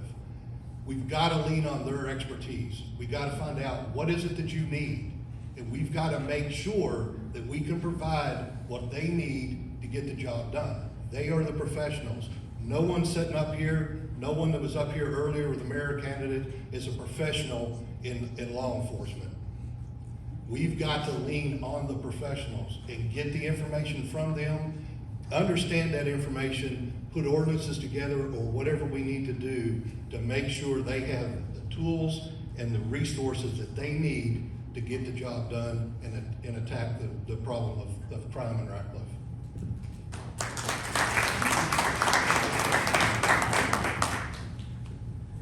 I think this is an issue that you can't just approach from one direction. You need several different things to address it.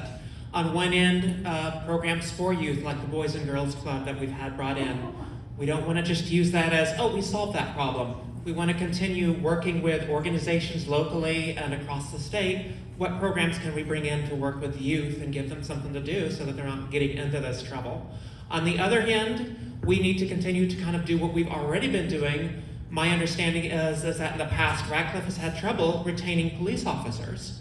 And they've gone a long way in bringing better benefits, better pay to our officers. we have a lot of expectations of our law enforcement. We expect accountability and transparency. And if you want to keep the officers that are good at doing what their job, you've got to pay them the right things. You have to make sure that they're equipped to do their job. And we need to continue to do that now that I believe we're up to a fully staffed police force now, which was not always the case. We need to make sure that we keep that and that we don't just drain our talent.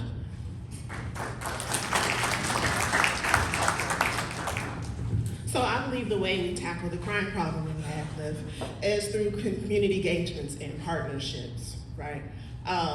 Yes, we got the Boys and Girl Club. We all mention that because that's the newest thing on the table, but there are other organizations that have already been here that work with the youth and get the youth off the streets. So we can build an ecosystem of all those organizations so we can work with our youth and get them off the street and get the crime rate down as well.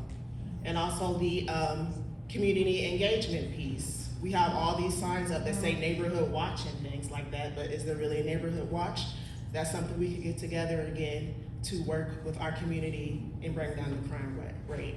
And also we have a Radcliff Citizens Academy for the police department. We can get more residents involved with that so they can see what the police officers and all our other public safety workers need in our communities to help make Radcliff a safer community.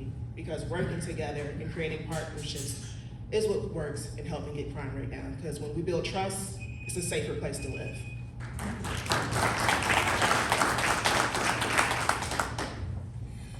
I think the first thing we gotta do is see what the problem is.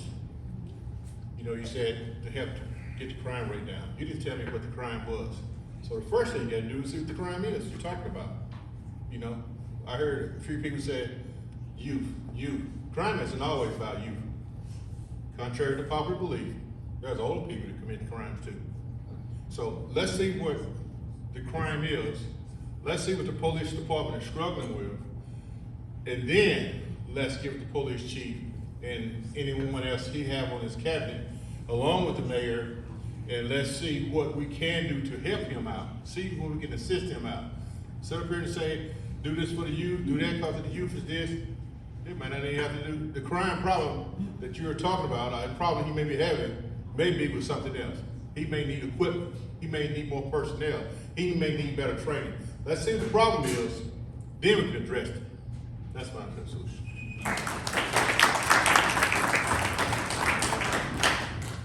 Thank you, Mr. Sankey, for that question. I tend to think in concrete terms. So my idea is, why not have semi-weekly or monthly, something of that nature, community cookouts in areas of Radcliff, communities, neighborhoods. Most of the areas are served by churches who have large parking lots. So have a hot dog and hamburger cookout, invite the neighborhood, and have policemen there to meet and greet and talk to people. The better we communicate, the more we talk to people, we get to know each other and what we're like. So that's just something practical that we could do. Thank you.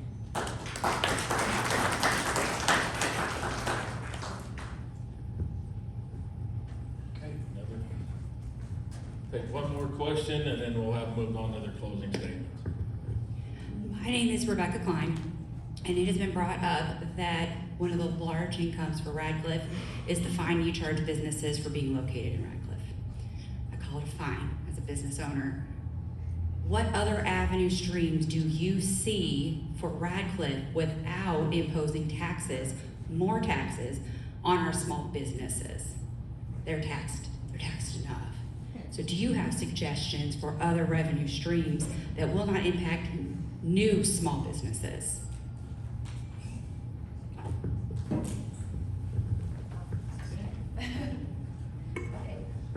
I'm number one on the ballot, and as you see, number one and first all go hand in hand together.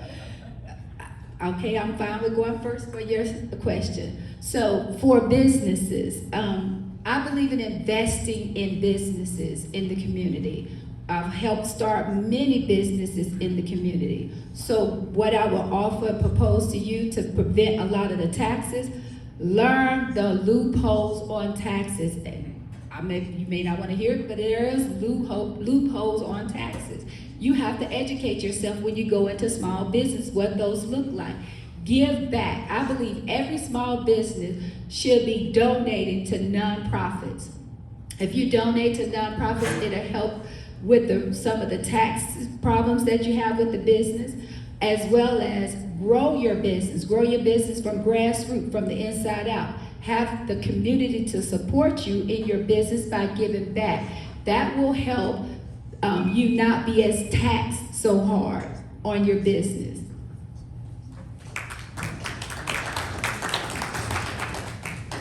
I really think to answer your question quite simply is more business. If we have more business, we have more taxes with the taxes that we already have. As long as we can attract, bring in more businesses, we're gonna build that budget up. And I agree, let's don't tax the small business owner any more than what we already are. So the real answer, and really the only answer to that, is let's attract more businesses. Thank you.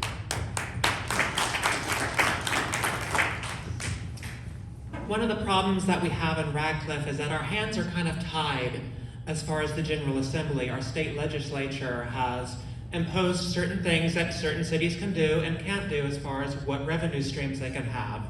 And because when the city's ranking system changed, they didn't update a lot of the language, and so a lot of the opportunities that say E-Town has and Louisville and Lexington have, we don't get. And that's definitely something that we want to make sure that we're talking with our state representatives with. And it's like, hey, we need to update some of these laws and pass some bills to get this fixed. We have to look outside of Radcliff for some of these things. We can't do it alone. But like Bob said, the biggest thing that we can do right now is bring more business, bring more revenue into the city, not just put our eggs all in one basket, just one revenue stream. Making sure that we're bringing a lot of different companies that aren't going to be directly competing with each other. And that means building bridges, building relationships, and getting outside of Radcliff to do that.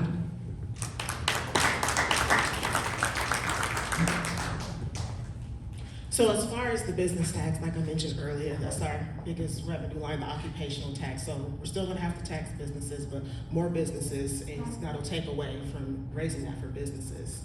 But something we can also do is get a grants writing committee. That's an easy initiative, an easy way to get dollars into Radcliff, having a committee of people who can pull grant dollars, because we're missing a lot of money, leaving a lot of money on the table, not applying for different private grants, state, local grants, and different federal grants. And something we can also do is take it to the state level and look at the P3 initiative that was passed over a decade ago. And we don't have to foot all of the bills. We can partner with outside private sectors to work on infrastructure and different things like that, so that Radcliff doesn't have to foot the bill of all of that.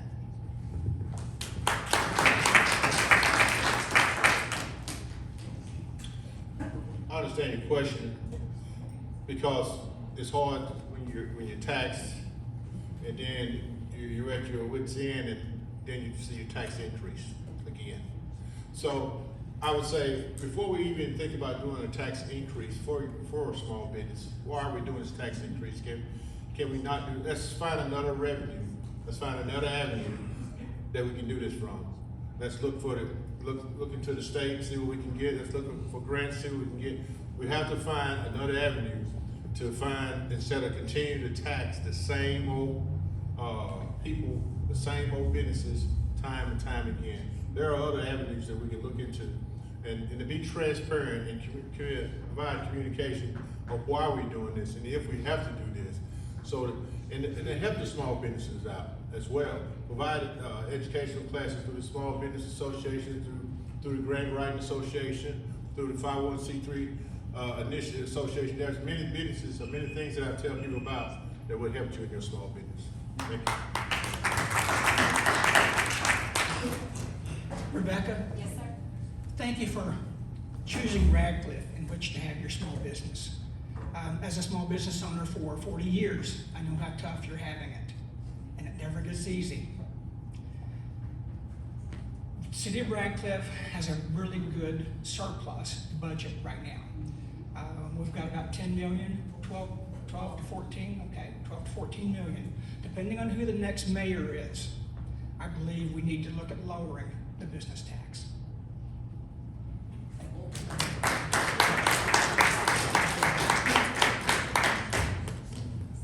Okay, we're gonna go ahead and close out the question part of that and close out the Radcliff City Council portion and they can do their 1 minute closing statement. And we're gonna start with Laquita Gasker.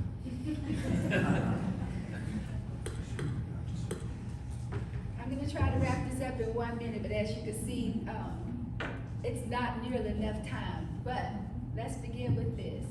I'm Laquita Gaskins. I'm #1 on the ballot. I encourage you to look into the candidates, understand their platforms. Myself, as I stated, I'm a server, I'm a giver, and I'm an assistant. I believe that if you have a problem, we should have a solution. I'm willing to work with any team. I've been in team leadership. I've had crisis training. I'm a veteran. I served in the United States Army. I retired out from right here in Fort Knox. I started out as a PFC. I made it to a senior non-commissioned officer before I retired. The experience I have, I'm willing to share. The knowledge you have helped me be able to help the other city councils, help the mayors come up with better ideas, better plans for our city. I'm willing to use my expertise to help anyone. Thank you, Laquita. Robert Morana. One thing about me that I want to share with everybody, and spend this last minute with you, is I'm not about special interest. I'm not about a title. I am about Radcliff. I love Radcliff, born and raised in Radcliff, and I want to see Radcliff thrive. We've made great strides over the last few years to really build Radcliff back. We were great in the late 70s, early 80s. We were growing like crazy. We've got to get back to that. There's only one way to do that. That is elect effective leadership into the city council, elect an effective and great leader in our mayor. So I ask for your vote. I'm #10 on the ballot, so when you go in there, vote for the perfect 10. Thank you. Thank you, Robert. Serenity Johnson. Thank you again for the chance to speak. Again, I'm Serenity Johnson, #5 on the ballot. And as you've probably seen, 1 minute is such a little time to articulate such complex things. And I'm actually a little disappointed because you all have had some really, really good questions so far. And I've actually wanted to hear what some of my fellow candidates had to say.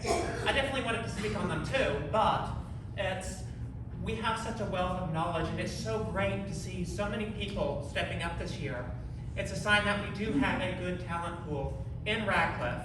Last cycle, it was a little disappointed when it was just kind of the same 10 as the year before, but with my name over somebody else's. And so, switch gears a little bit, make sure that you remember that we do have a primary this year in May. Make sure you're registered to vote, check your registration, make sure it's up to date with your current address. Get with your friends, make sure that they're registered and they're turning out. Hardin County has one of the worst turnout rates in the state. Let's change that this year, especially with such a strong ballot. Thank you again. Thank you, Serenity. Jerry Brown.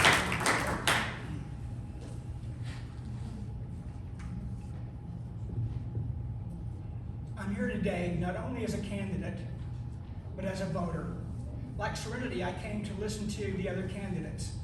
I came to listen to the candidates for mayor and see what they proposed.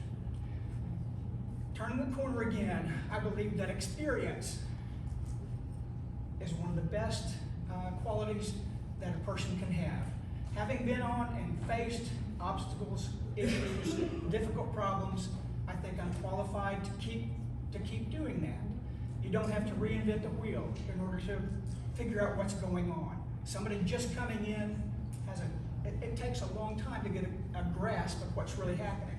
When I first got on council several years ago, I probably didn't say anything for the first 6 months until I was comfortable, until I really knew what was going on and had a total grasp of situations. I study, I prepare, I learn, I come in ready to go when it's time for the council meeting to start. I'm Jerry Brown, number 4 on the ballot. Thank you, Jerry. What's in the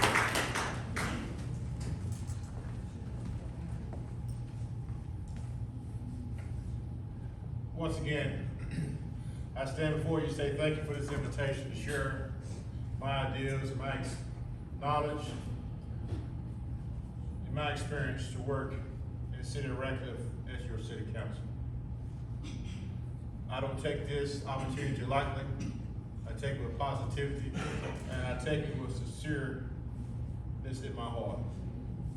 I look forward to working with whomever the mayor may be in this election and my fellow city council. The city of Radcliff is my home. And just like your home, you're gonna protect your home, and you're gonna do whatever you can to improve and keep your home safe. I would do whatever it takes for the city of Radcliff if I'm elected your city council. I will continue to be transparent. Communication is the key. As a soldier, you must stay ready in order to be ready. I'm ready isn't just a slogan, it's a fact and a way of life for me. Thank you. Thank you, Betsy. Alyssa Ecker-Bowie. All right, thank you all again for coming out today to listen to myself and the other Radcliffe City candidates and the mayors for Radcliffe. I truly appreciate you all for coming out. And like I said before, service has shaped my life. I've served in the military and I served in various organizations around Radcliffe. And I believe in our community here in Radcliffe. We have a lot of deserving residents. We have a lot of businesses that need our support. And I will always lead with transparency, accountability, and inclusion and show up for my city that I grew up in. Again, I'm Alyssa Ecker-Bowie, lucky number 7 on the ballot.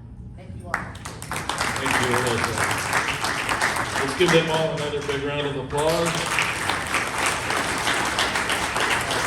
Moving on to the Vine Grove mayoral candidates. We have 3 candidates running for Vine Grove mayor, 2 who have RSVP. Pamela Ogden and Craig Boyer Jr.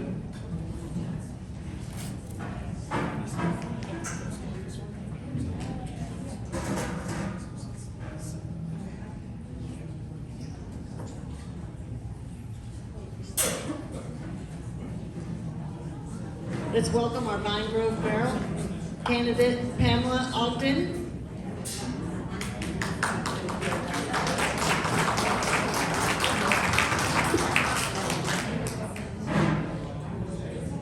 Can we take a few minutes?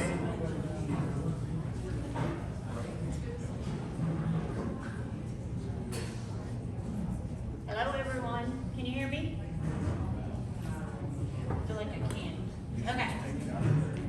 That's okay. I'll leave it there. I can yell.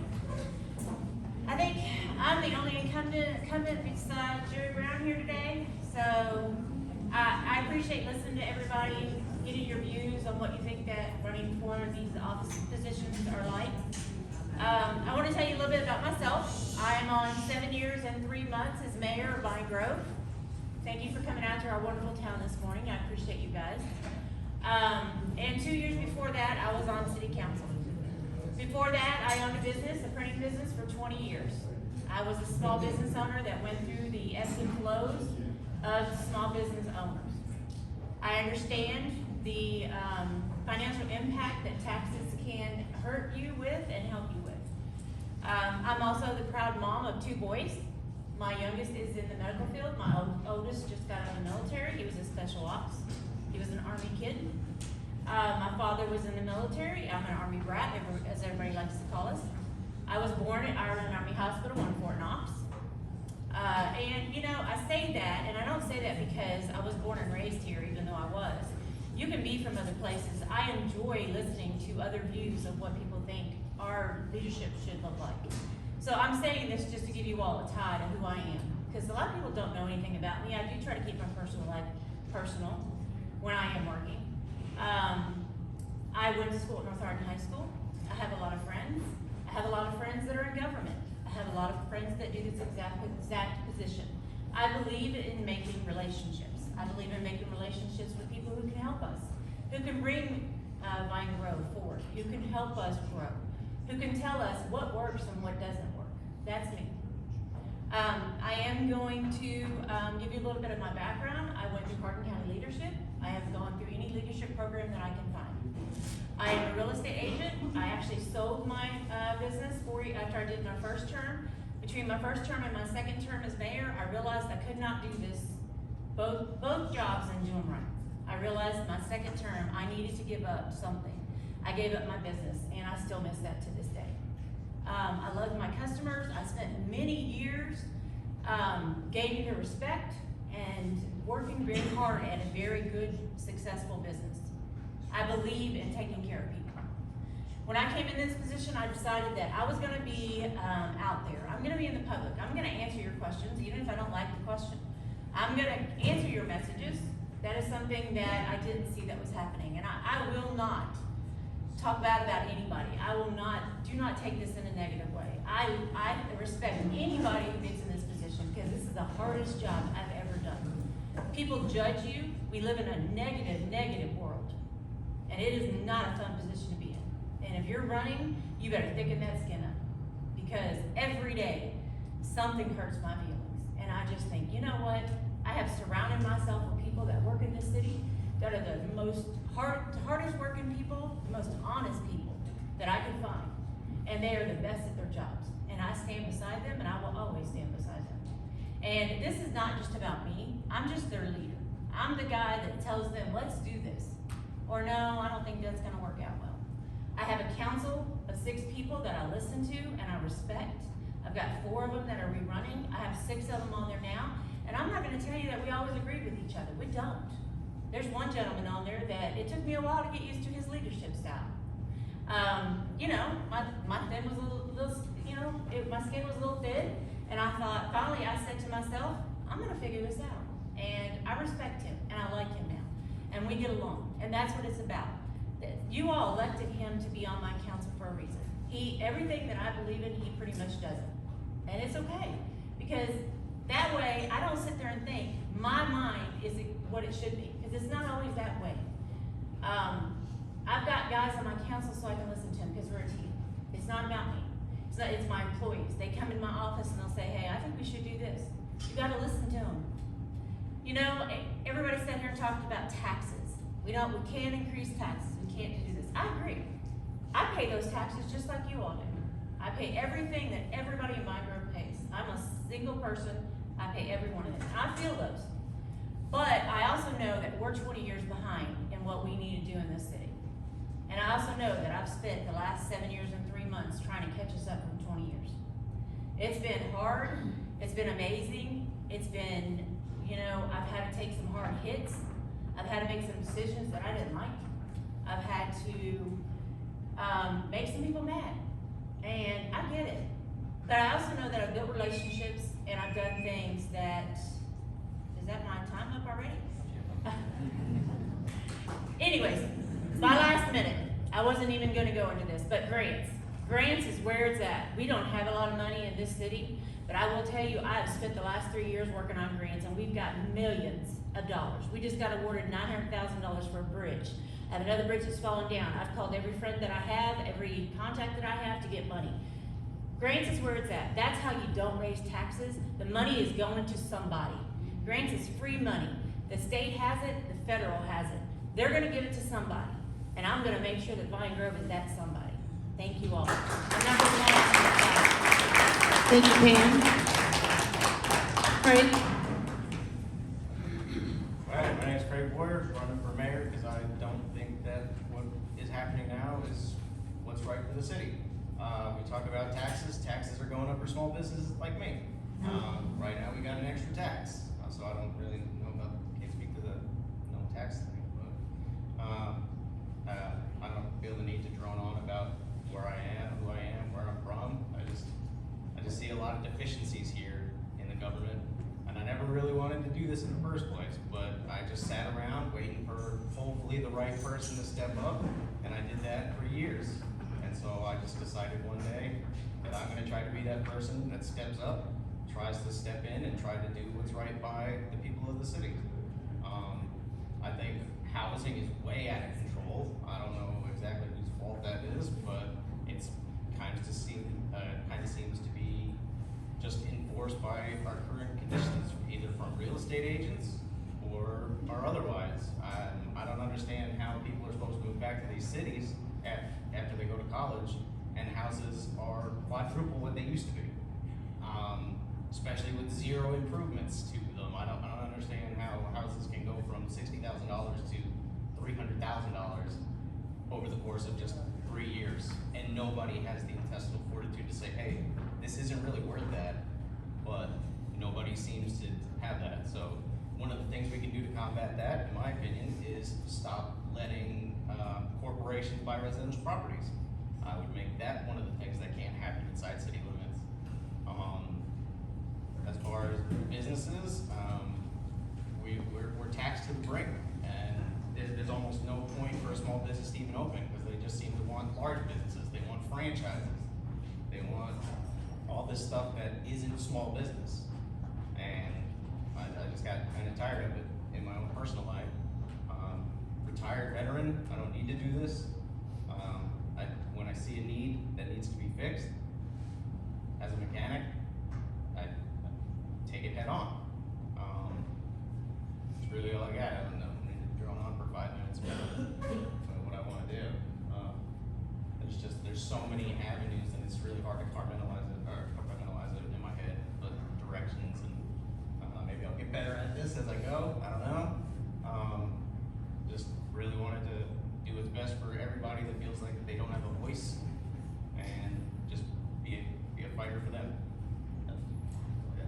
Thank you, Craig. Let's open it up for a few questions. Anybody have any questions for both or one of the mayoral candidates?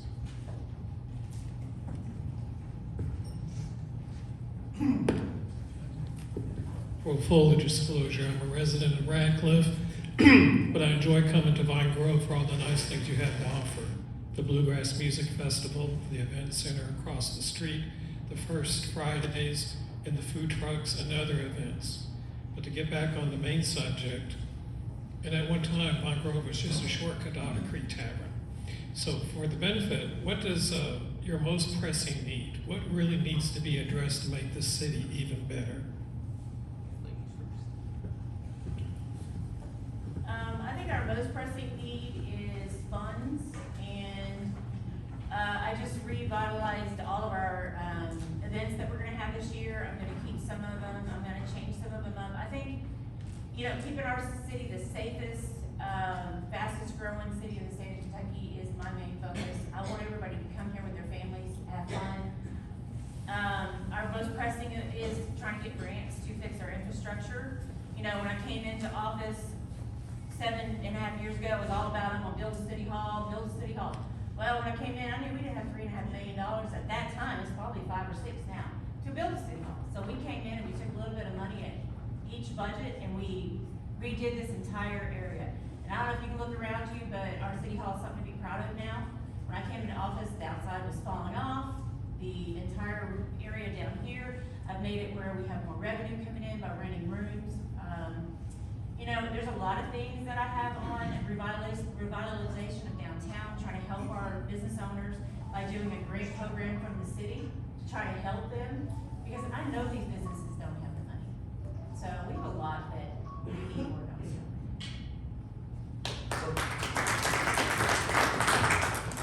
Craig, go ahead. For me, I don't really think much needs to change here. I think that's what makes this place special. I don't think we need to constantly compare ourselves to E-Town or Radcliff and we need to progress and we need to build and we need to add all this stuff. People like coming to this small town. It's small town USA, and that's, I think, what people love about it. Now, if we can help beautiful Disconnected. To help make the area look cleaner and nicer and well kept, like that'll help everybody, I think, just in their positive mental attitudes. But as far as giant things I think we need to do, I don't think we need to do anything. I think Vine Grove's great the way it is. I'm happy to live in a place that people would say is 20 years behind the times, Because where the times aren't that great. I don't think. I love the small town community. I don't want to really change it for anything. I think that's why people like it. Thank you, Craig.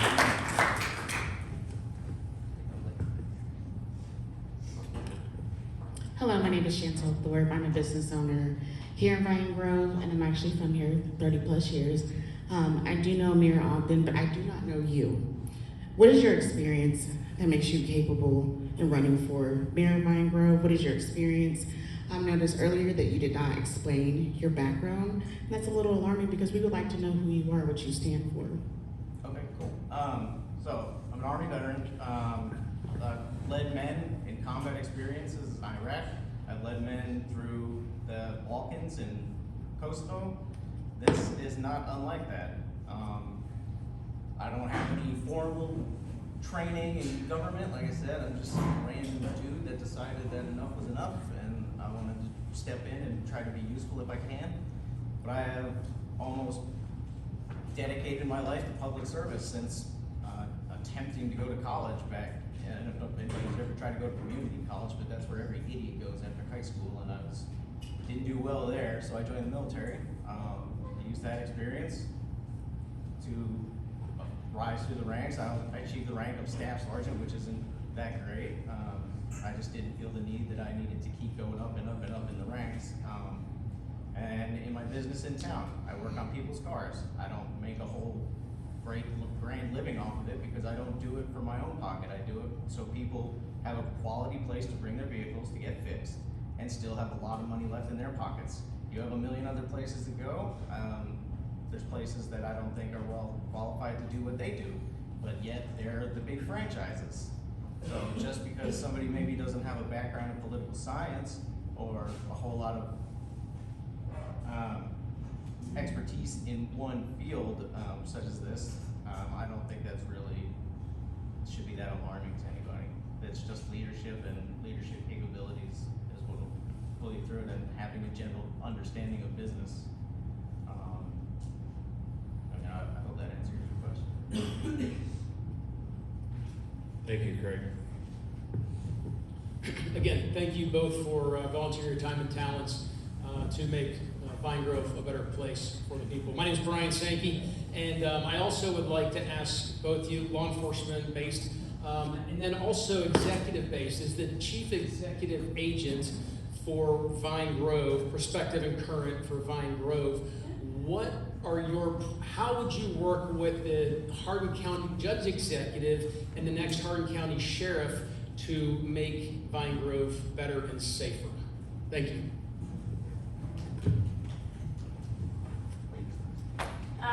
We work with the Judge Executive, Keith Talk's a good friend of mine, and I work with John Ward. So when I came into office, we had 4 police officers, and that included our chief. Since then, we have 12, and that includes our chief. We couldn't even cover a 24-hour shift. So it was very concerning when I came into office that our citizens had no clue that from 10 p.m. until 8 a.m. you had no coverage. I didn't publicize that, I just fixed the problem. We have now a staff of 12 of guys that I appreciate, I respect, I personally know, and I know they're gonna do the job, and I know they're good men. We do have a woman. She's one of my favorites. So, we do have people that I respect and I know, and they are amazing. We work with the Sheriff's Department because we normally only have 2 people on shift at a time. So the Sheriff's Department will come out and they will back us up if we're crazy busy, which doesn't happen that often. Radcliff we have a relationship with also, Radcliff Police. Radcliff Police are our friends, they come over, they help us. If they need us to go over, we do the same for them. Sheriff's Department's the same way. You have to keep those relationships with these guys. You have to keep their relationships with their leaders. And I plan to do that, I have done that, and I think it's very important. So the same. I don't know who those people are yet. I would have to reach out and engage with them. But I mean, you're not going to find me abrasive against any kind of Leo. So I'm going to see what everybody needs and make sure that everybody is on the same page.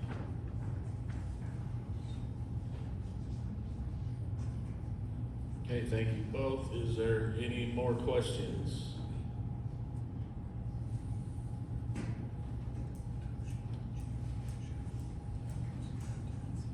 Okay, if there's no more questions, we'll go ahead and close out this and allow them to make their 1-minute closing statements. Okay. Well, I'm gonna tell you a little bit about myself. I didn't tell you I'm a real estate agent, and I can tell you that we have no control over who buys what land. As a government official, we have no control. You cannot stop people from buying land. That is their right to buy what they want to buy. The housing market is actually fairly cheap. You can buy a house in Vine Grove for $180,000 right now, 3-bedroom, 2-bath. Housing market is down. We are there. We are getting much better. It did go up to a ridiculous amount. There's people that are stuck in their homes, and I get that. But that is not what I'm here for. I'm here to tell you that I know how to do my job. I've done the work. I've done it for a very long time. I understand what we do, how we do it, and what everything means. Please do us a favor as people who have worked their butt off to get here and know what your job is.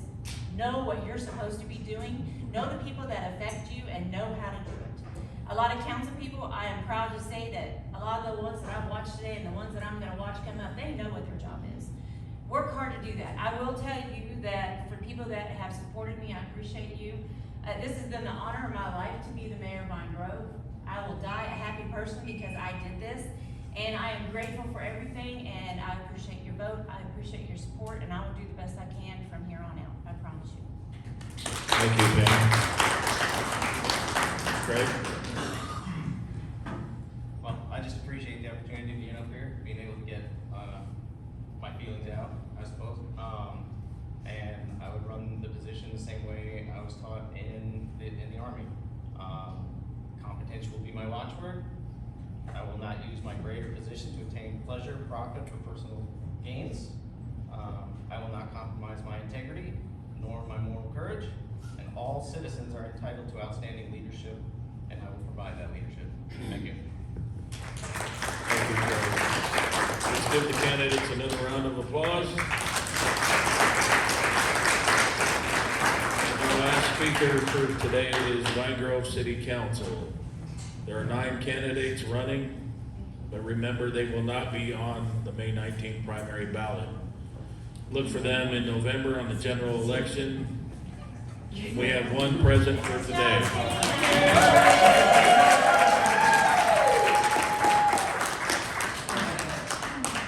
Well, I'm excited for these 15 minutes, I'll tell you that.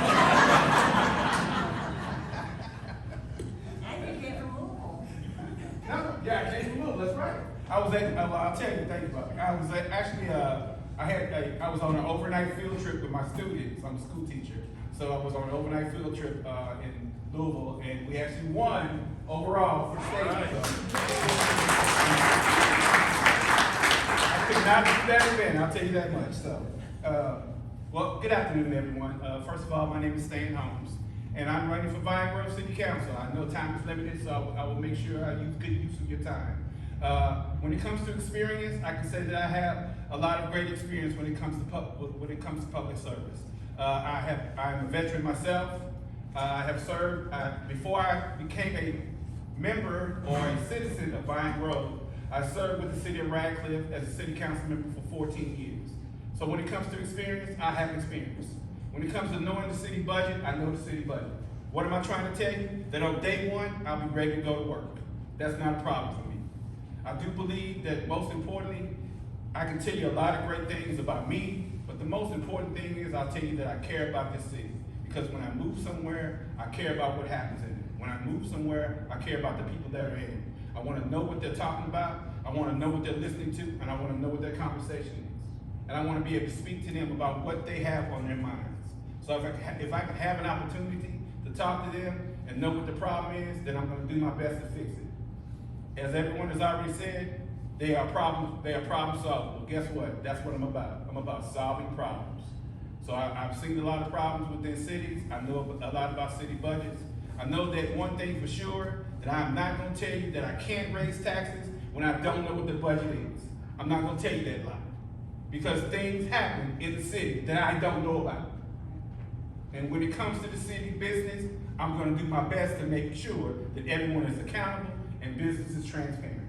And if you ever have a question, I guarantee you can call Stan Holmes and ask me. My phone number is 270-300-9554. What I'm trying to tell you is I'm accessible to you at all times. It doesn't matter what the time is. If I don't answer after 9 o'clock, trust me, I'm in the bed. But I get up at 4 o'clock in the morning, so if you leave me a message, I will get to you. I promise you. Thank you very much. I won't go anywhere. All right. Does anybody have any questions for Stan? Of course you do. Hello, Stan. Hello. How would you use your previous experience on Radcliff City Council and translate it to Vine Grove City Council? Well, simply, for me, I believe that one thing I didn't mention, I served on the Kentucky League of Cities Board for the period of 7 years while I was a member of the Radcliff City Council. And during that opportunity, I also took the time to get the experience of budgeting classes, of financial classes, of road classes, of transportation, those different things. So I believe all those will be essential for the city of Vine Grove.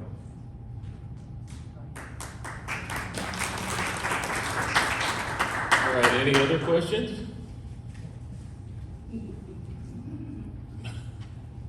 Stan's ready, but,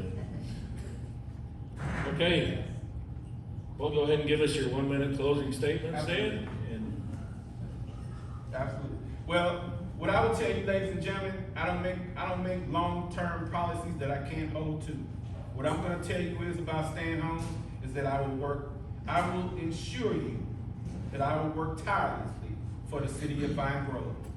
I will make sure that when we do things in the city, it is done accountably and effectively, okay? I will make sure that we do things efficiently and effectively. I will bring common sense solutions to the problems we face for years to come. Because there will be different things that it never fails. That when you get on the council, there's always something major that happens, whether we want it to or not. And we have to be able ready to face it and deal with it and fix it. Well, I'm ready to fix it. And I'm ready to work with those that are on the council as well, whoever that may be. So I thank you for this opportunity. I don't have a number on the ballot because, as they said earlier, we don't have a number, we don't have a primary. But when we do have a number on the ballot, I'll be the first to tell you. I really appreciate your time, and I hope that I've said something to share something with you that you know we're ready to go to work for you at a day's notice. Thank you very much.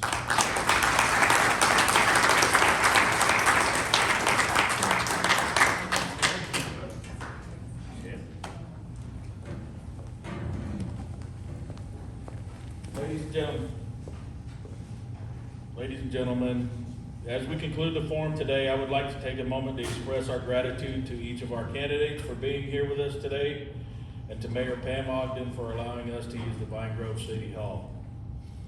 Running for office is no small feat. It takes courage to step forward, put your name on the ballot, stand before your neighbors, and offer yourself in service to your community.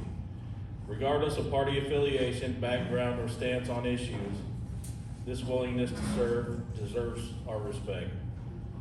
Our nation was founded on a simple yet powerful idea that government derives its authority and consent of the governed. This means that the future of the communities, counties, states, and republic ultimately rests in the hands of informed citizens. Today plays a crucial role in that process. Forums like this one allow voters to hear directly from those seeking office, learn where they stand, and make decisions based not on slogans or rumors, but on substance and character. Our founders understood that a republic requires participation. It calls for its citizens who are willing to listen and ask questions, weigh the issues, and then head to the ballot box. As Benjamin Franklin famously stated, when asked what form of government we had been given, he answered, "A republic if you can keep it." Keeping it requires engagement. I want to thank everyone who attended today, those who helped organize this event, and especially the candidates who stepped forward to share their ideas and vision for our community. Regardless of who you support, I encourage every citizen here today to stay informed, stay engaged, and most importantly, vote. Thank you all for being here and demonstrating your care for your community and your country. After we close with prayer, please feel free to interact with the constituents. At this time, please stand if able as we close in prayer.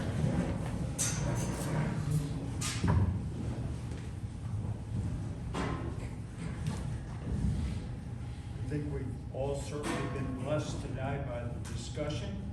As we close our meeting, Father God, we thank you and ask for your traveling mercies as we depart.